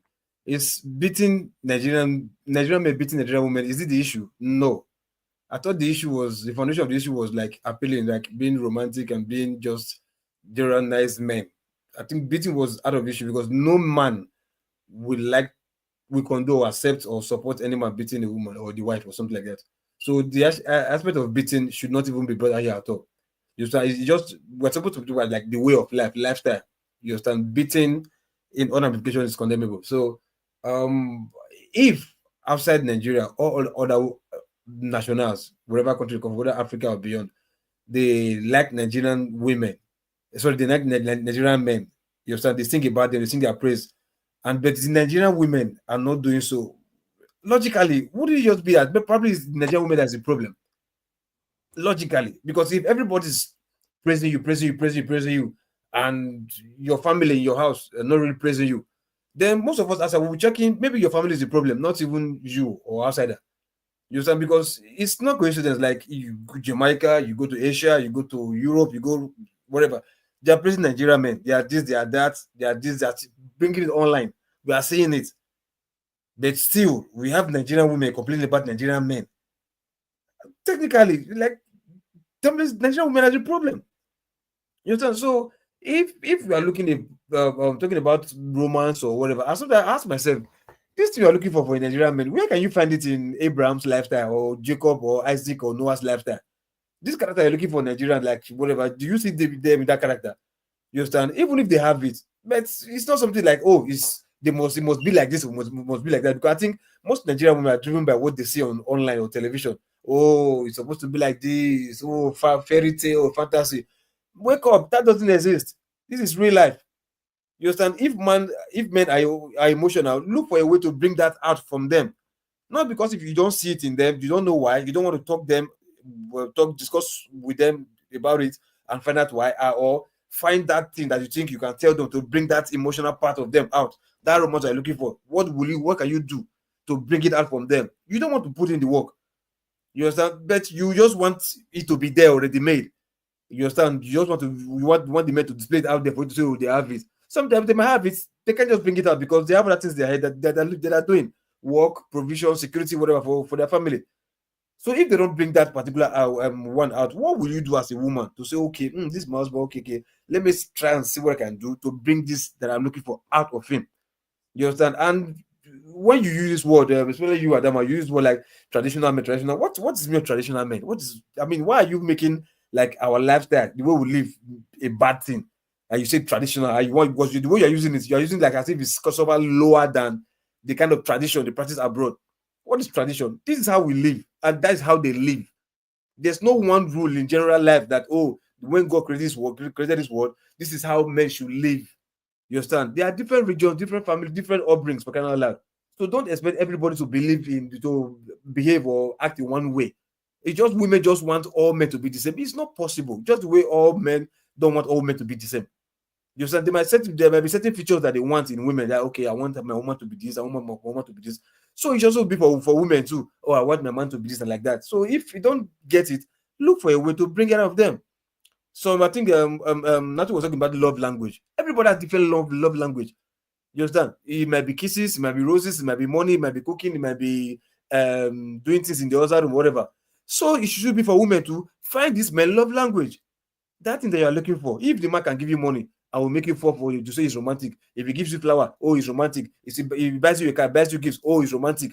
If he performs his the duty in the other room, oh, he's romantic. Different love language. So what about you as a woman? What will you do?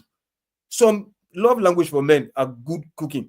You understand? Some maybe in the other room, some respect, some quietness, some just respect and just adoration. So find it, dig deep and find what is that thing that other women are saying in Nigeria, Nigerian men that they are praising, shouting, hey, Nigerian men, oh man, Nigerian men are this and that, and this and that. But Nigerian woman who side, we feel we will come out and say, oh, Nigerian men are this and that. And trust me, this philosophy of Nigerian men are like this, that you don't stereotype, they want to stereotype them. Like, I think somebody asked me, how many have you really dated?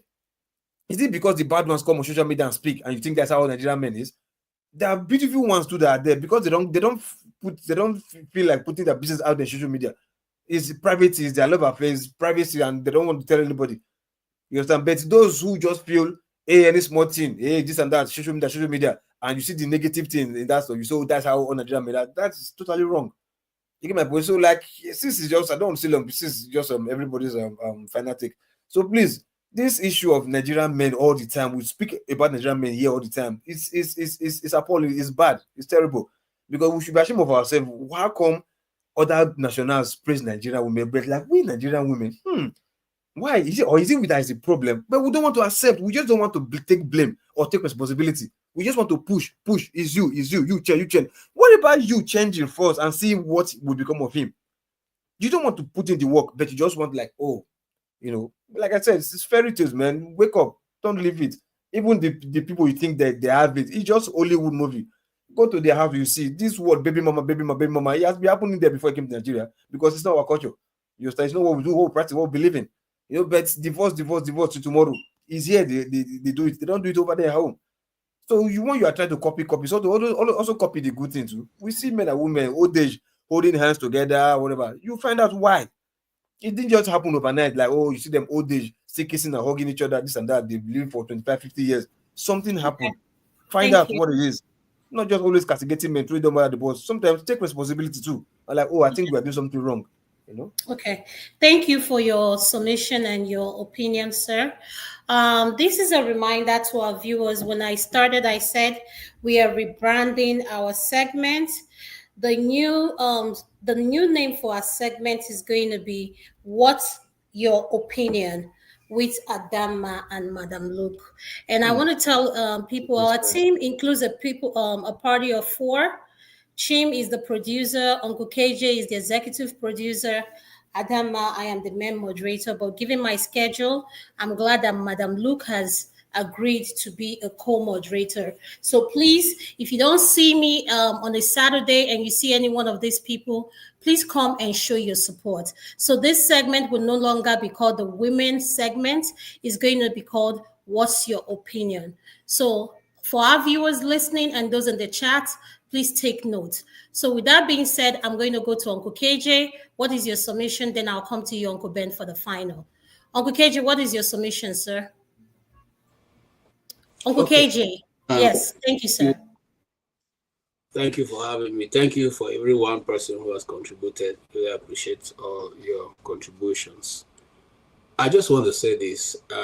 I agree, with Local P. And I'm one person who will say to anybody that the lifestyle of all of us from Africa is not traditional. That's how we live. I'm not going to come and tell an American lady who wants to smoke in the street that what the person is doing is not correct. That's their lifestyle. That's their culture.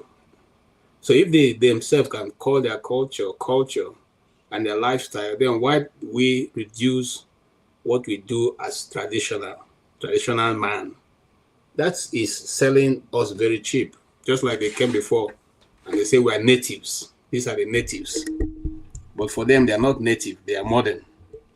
So I don't agree with those terminology. I agree with some of what my dear sister Natu said, and I also don't agree with a lot that she said. Because you see, this thing is not only about the men.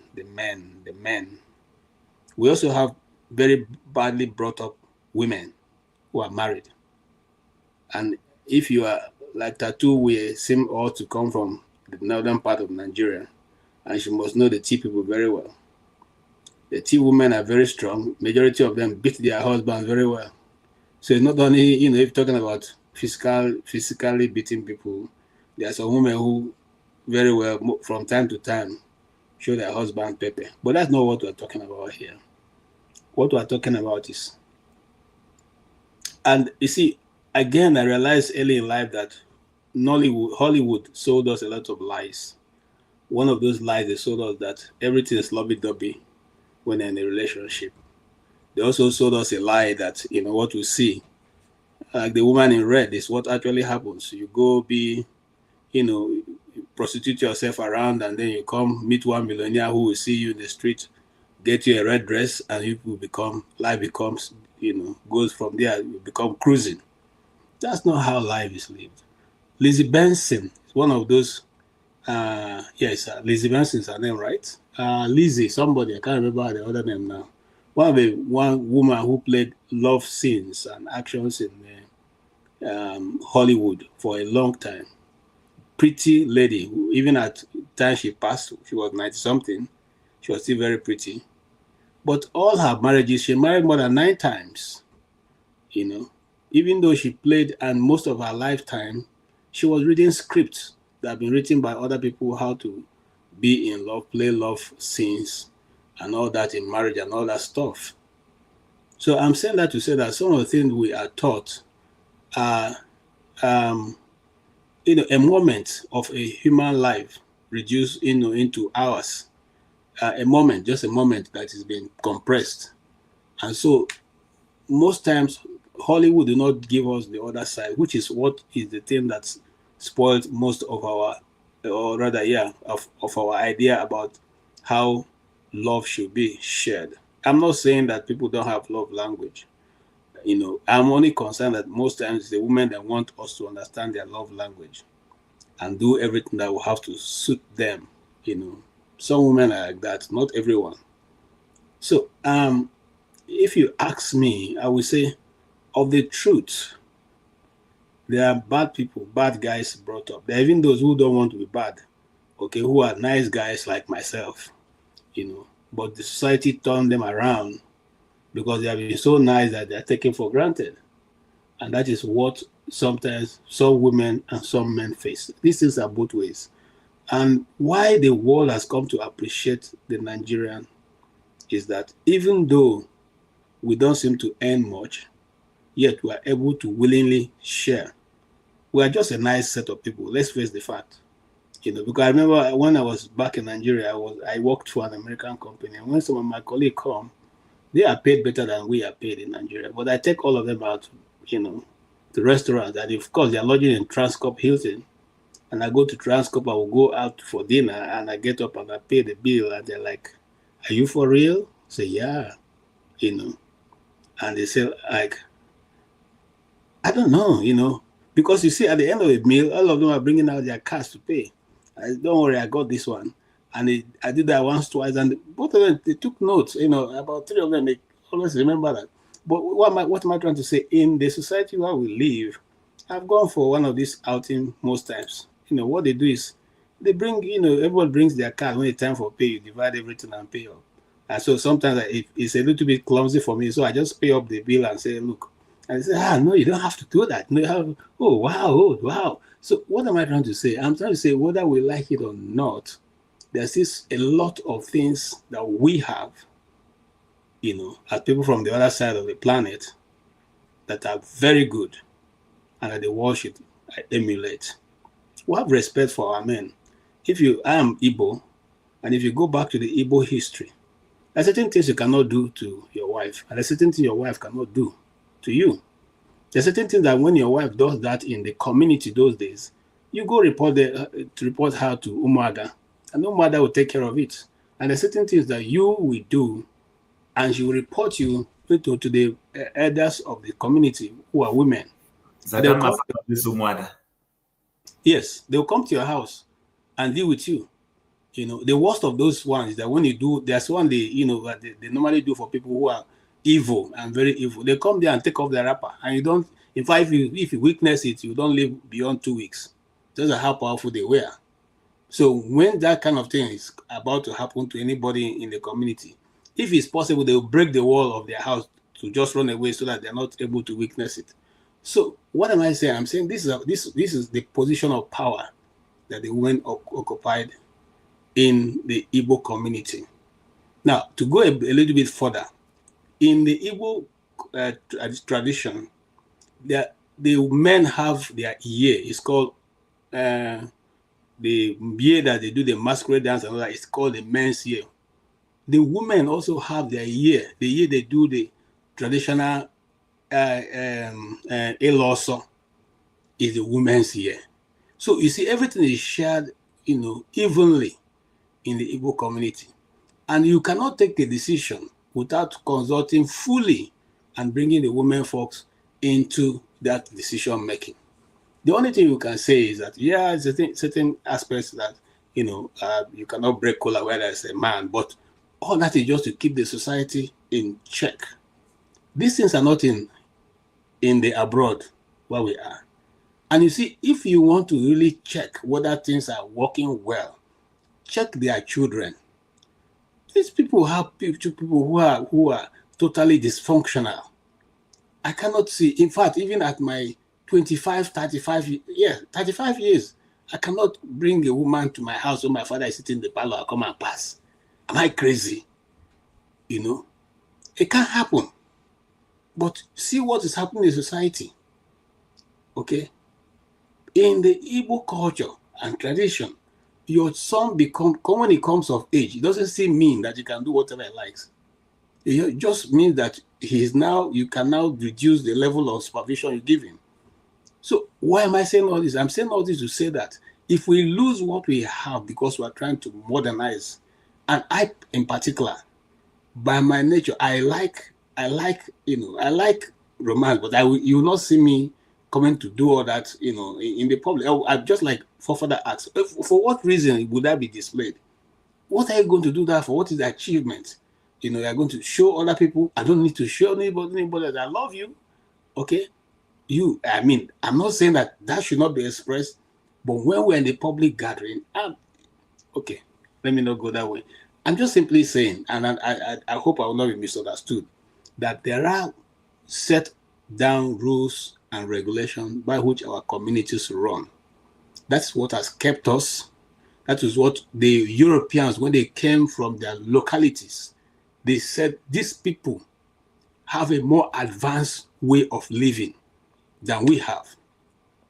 And they try to color it and change the narrative to suit them.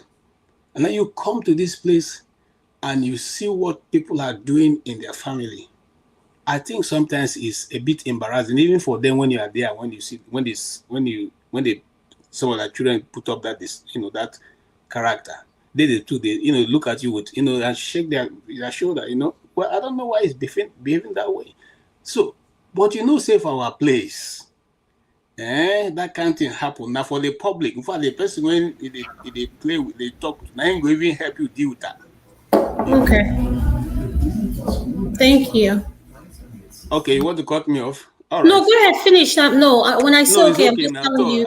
Right, I'm just telling you round up. When I say okay, KJ, you know that. So go ahead. Can you round up? Go ahead. No, I'm okay. Thank you. Are you sure? Yes. Okay, thank you, sir. Not to go ahead. Then I'll come to Uncle Bennett. Okay, so just 1 minute, right? I was listening to everybody's submission and they were trying to think that I was saying more. I only had a pushback about women when Mr. Benson was talking. But if you listen to my submission very well, I was well balanced and I said women need to learn, their partners need to learn each other's love language. You need to learn your husband's love language, husbands need to learn them. And you love your partner the way they want to be loved so that you enjoy it. I'm not saying men should go and learn women. It goes both ways. And I also said in my submission that if you are a woman and you think your man is bad, check yourself. There's something in you that's attracting bad men. But I know we have good men. And I didn't sit down there to say that all our men are bad. No, because I'm living with one. I am a sister. I have brothers. I have sister-in-laws that my brothers brought to the house. And I'm married to somebody and I'm sister-in-law to other people. So if we try to make submission and just judge, They were not going to be balanced. If my brother is badly behaved, I'm not going to sit here and be supporting him because he's my brother. My loyalty lies with him. My loyalty does not lie with nonsense. That's just a fact. So what I'm trying to say in my submission is I was trying to balance it out. And I say everybody needs to just take accountability. Everybody needs to do their own work and stop blaming the other person. You can't be saying women are bad, men are bad, when you yourself you are bad. Whoever know they attract magnets.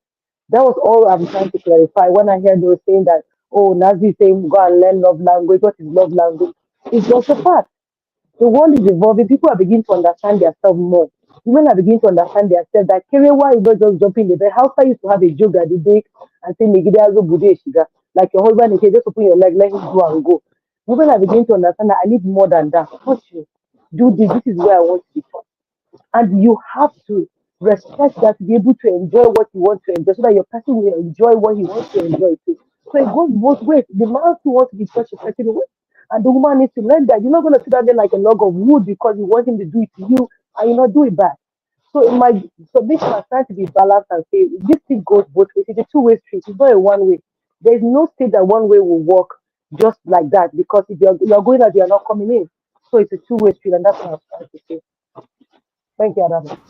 Thank you so much. With that being said, Uncle Beno is going to speak next. And before he speak, I wanted to bring our attention to his channel. His channel is his name, Uncle Beno. Why he's going to speak? Please go subscribe. And I just want to thank him. This is a man that doesn't know me, but anything I do, he will support. He will promote it in his channel, what's up, and everything. And I just want to say thank you. We all need to be careful what we come here on social media to do, because as much as we are behind the keyboard or we have a faceless what do you call it, a live, people are watching us and people are listening to us. So with that being said, I just want to hand it over to him. Please subscribe to his channel. He does this, he deals with life issues when he can. Mostly he's on every day when he can. So please, I'm going to let him speak. Uncle Beno, go ahead. Ah, Sister Dama, I mean you the place like this, like say I be one better person. We go still fight. We go still fight Thank you tomorrow. very We much. go I still appreciate that, fight. my sister. Uh, I did it gidigba. I know they give you an essay again. You don't let us collect this night. Thank you, Sister Dama. Thank you, Sister Natu. And my brother Chim, thank you very, very much. I appreciate you, bros. I really don't have much to say. I just want to say that this is a very, very good topic, and I really appreciate you, Dr. Adama, for at least having what it takes to table issues like this. And I want to appreciate everybody that participated for the maturity. Usually, when you have topics like this, the energy will be bad. We will be fighting and we won't even learn anything out of it. But like we've always said, if we iron difficult conversation, if we put it out there, men can speak, women can speak, then we can all see where we are lacking and we improve on it. Sister Nato has come in. Sister Nato always talk about love language, love language. I won't lie to you. I don't even know what be love language. My own be say, get money as man, like your wife, respect her, take care of her. If money don't dey, well, the money go determine the love language. But then I'm just be joking there. Knowing what your woman wants, how she wants to be treated goes a long way. And the same goes for men. If you know what your man wants and I want to be treated, it goes a long way.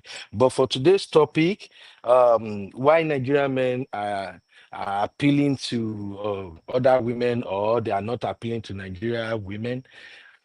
This is what I've been preaching, and I'll continue to preach it. In fact, we have a series that we are handling now, me and Nokudayo. It's called How to Be a High Valued Married Man.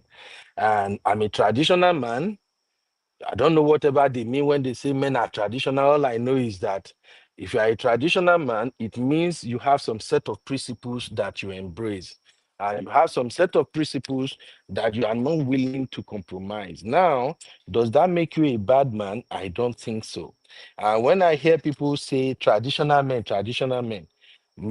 sometimes I'm tempted to tell them that, okay, bring me a Western man that is in my pay grade and let's see who is doing more, taking care of his woman.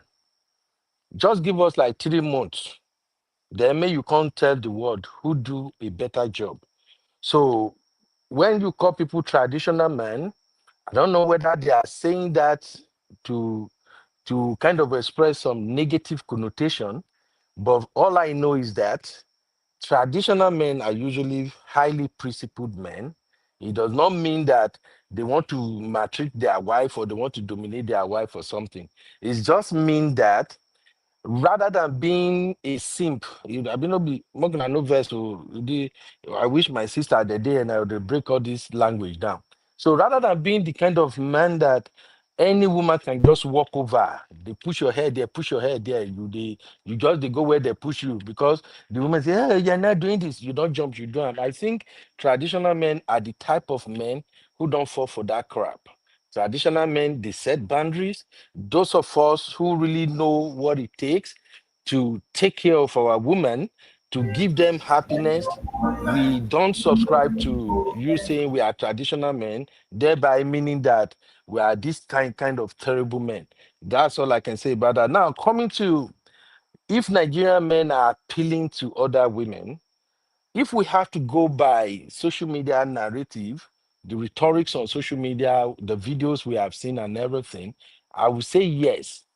Women who are not from Nigeria, they are hustling, they are doing everything to get their Nigerian man.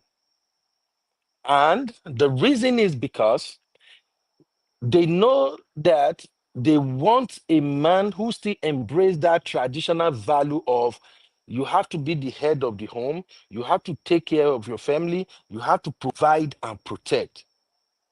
And that is what I noticed that a lot of men here in Western world, not all of them, majority of these men we are seeing nowadays, they don't embrace that. It is this Western world I hear shit like 50-50. Till I got to America, I've never heard 50-50 before. It is this America I've seen men who follow their women to restaurants and they are expecting her to pay part of the bills. Sister Natu just gave an example right now that two men came to her stand in Houston and their wife was trying to pay the card is not working. The men brought out their card, they pay. And when two Nigerian men came, the wife was trying to pay, the men were just looking. And that is where I try to establish the distinction between a westernized Nigerian man and a traditional man. I have lost count of the number of times, me personally, I follow my woman to a store, to a boutique, to anywhere, even though she's the one that set out, oh, I'm going to this store. And I'll just, okay, let me tag along. And then we get there, whatever she is buying, whatever the amount, I'm paying for it. And I've seen many brothers do that too. So if you desire a Nigerian man, you should know that you are desiring a man, if he's truly a real Nigerian man that knows what he's doing, you are desiring a man who has some basic spirit principles. That thing that you want, oh, you got to provide for us, you got to take care of us, you got to do that. Nigerian man will do it for you. And that's why he's the head of the home. But now, if you're now expecting him, oh, bend here, do here, you don't do that. And my friend husband do that for her. And see what people are doing on social media. You are not doing it now. If you're gonna use that to measure a Nigerian man, that marriage go crash. Because real Nigerian man don't just say some people are doing something, then they want to model their relationship in that part. Now, how can you now marry a Nigerian man and get the best out of it when it comes to, if we're doing this comparison of, okay, Nigerian women, they don't desire Nigerian men, they desire foreign men and all that. Let's look at it. I don't know, maybe I'm taking your time, Stadama. I just quickly want to say this. Go ahead, finish up so that go ahead. Okay, now you see a Nigerian man who lives in US, he's been in US 10 years, 15, 20 years. He want to get married. He went all the way to Nigeria to marry you. Your brain should have told you something is wrong. There are women where this man is coming from, beautiful women, educated career women. So why did he live? Does it mean with all these millions of women in America, This man does not found a wife. He came to Nigeria to marry you. You should know that there is something he's running for that makes him to come and marry you. And now he comes to marry you. You don't even know this man. He only comes, maybe spend 2-3 weeks, and he's back. And you think you know him. That's a lie. So by the time you get here, you stay 2-3 years. You now see what the other women are saying, how they hop on social media and say, hey, I went this, my man then did this, my man then did that. And now you are beginning to say, oh, you want to be like that. There's going to be problem. Something chased that man to come and marry you from the village. The same goes for women who go to Nigeria to go and marry a man. Definitely, you've looked all over the United States. You can't find the man of your choice. You just feel like, oh, I don't like how they behave. Oh, this one behaved that. But then you went to Nigeria to marry a man.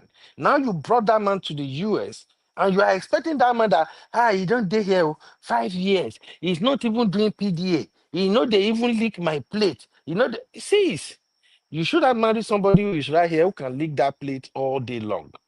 So it all boils down to, how do you make your choices? How do you select the people you want?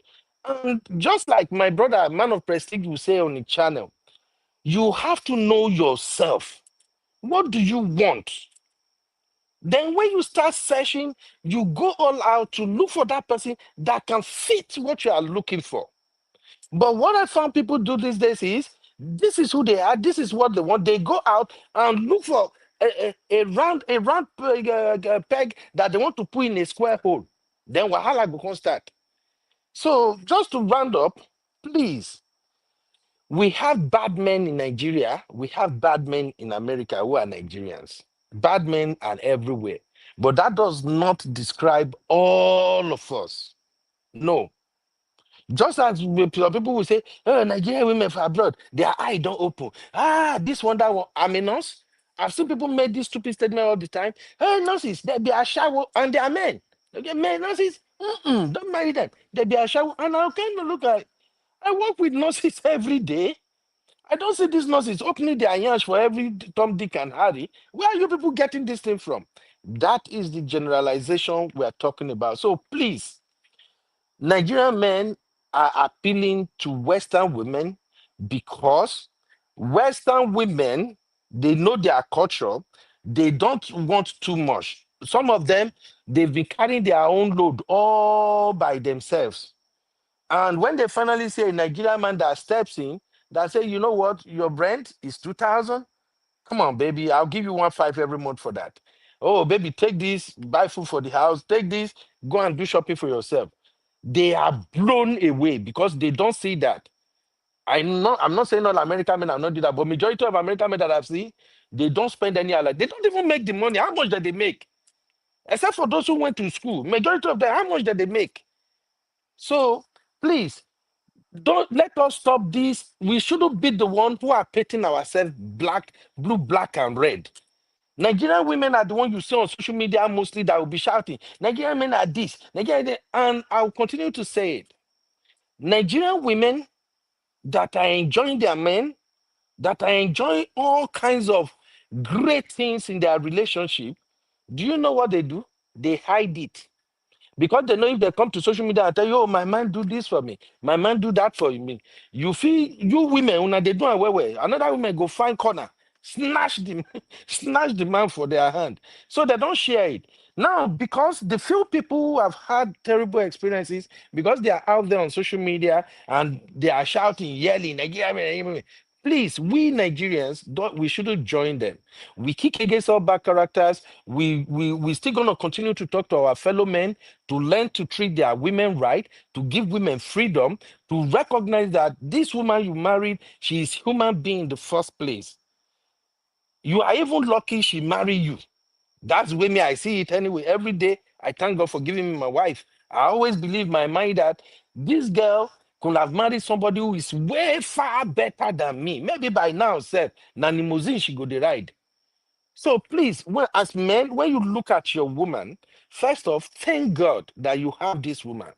Also know that this woman that you have right now, in the hands of another man, she will be a queen.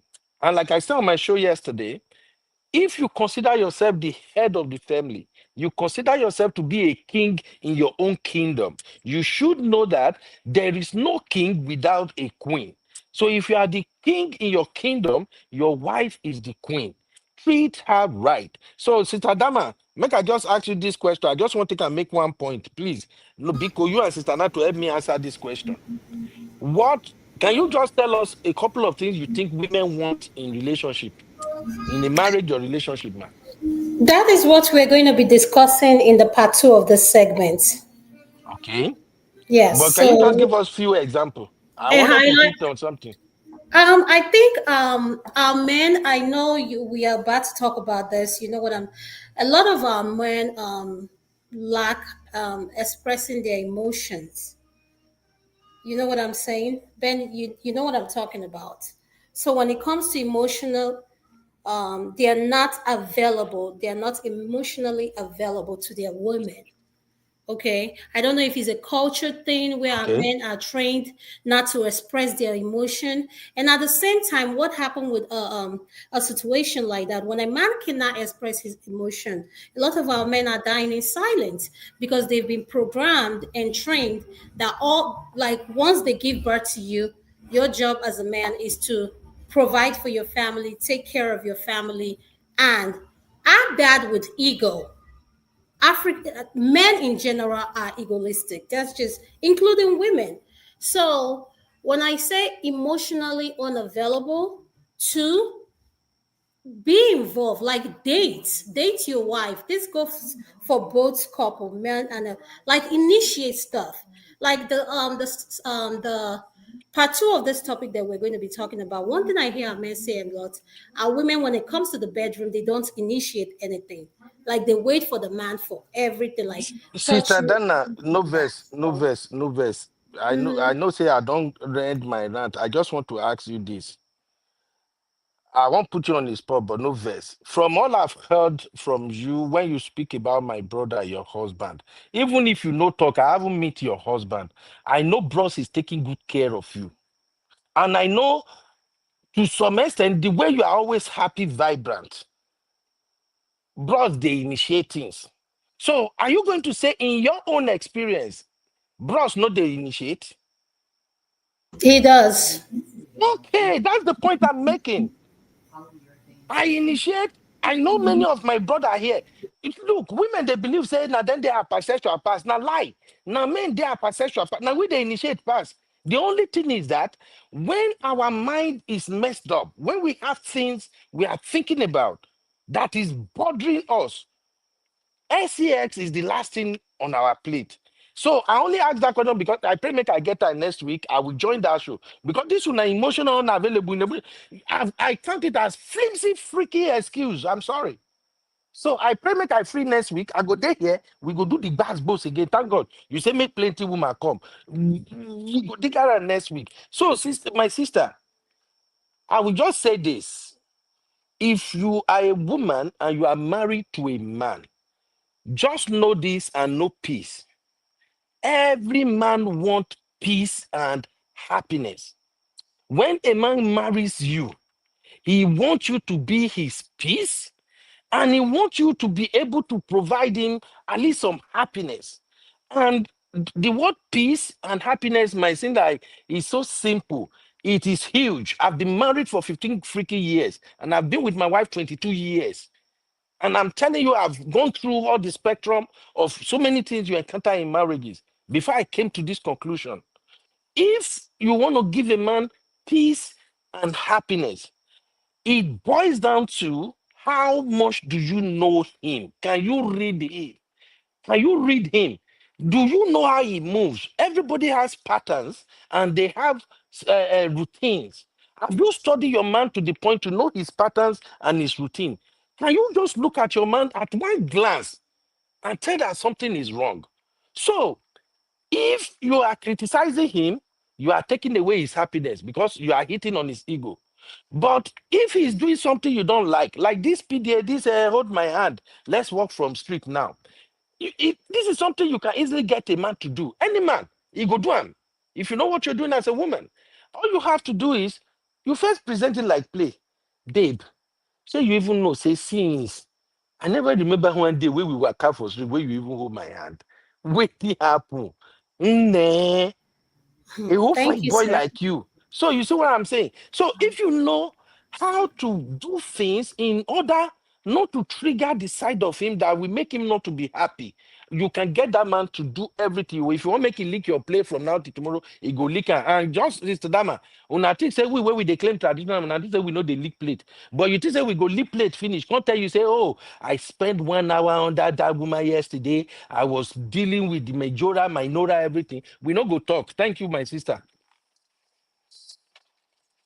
All right, thank you so much, Uncle Ben. I appreciate all the panelists that joined us today. And as I highlighted here, we're doing a rebranding of this segment.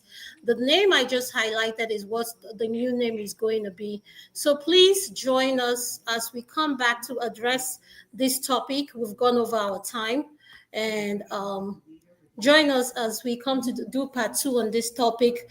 With that being said, everybody, please have a good night.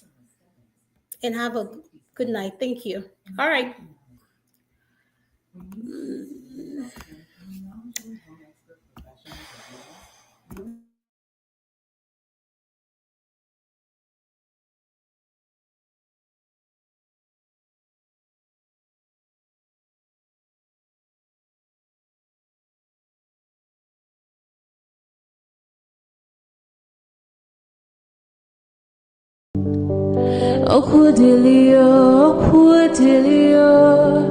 Okudelio, nyekelanio, olisamalugonko ene menenua. Okudelio, nyekelanio, chukuna malugo yobiadio cha. Agaranya chogo kowe bili, agaranya chogo kowe rienio. Owe chuku bezie chuku.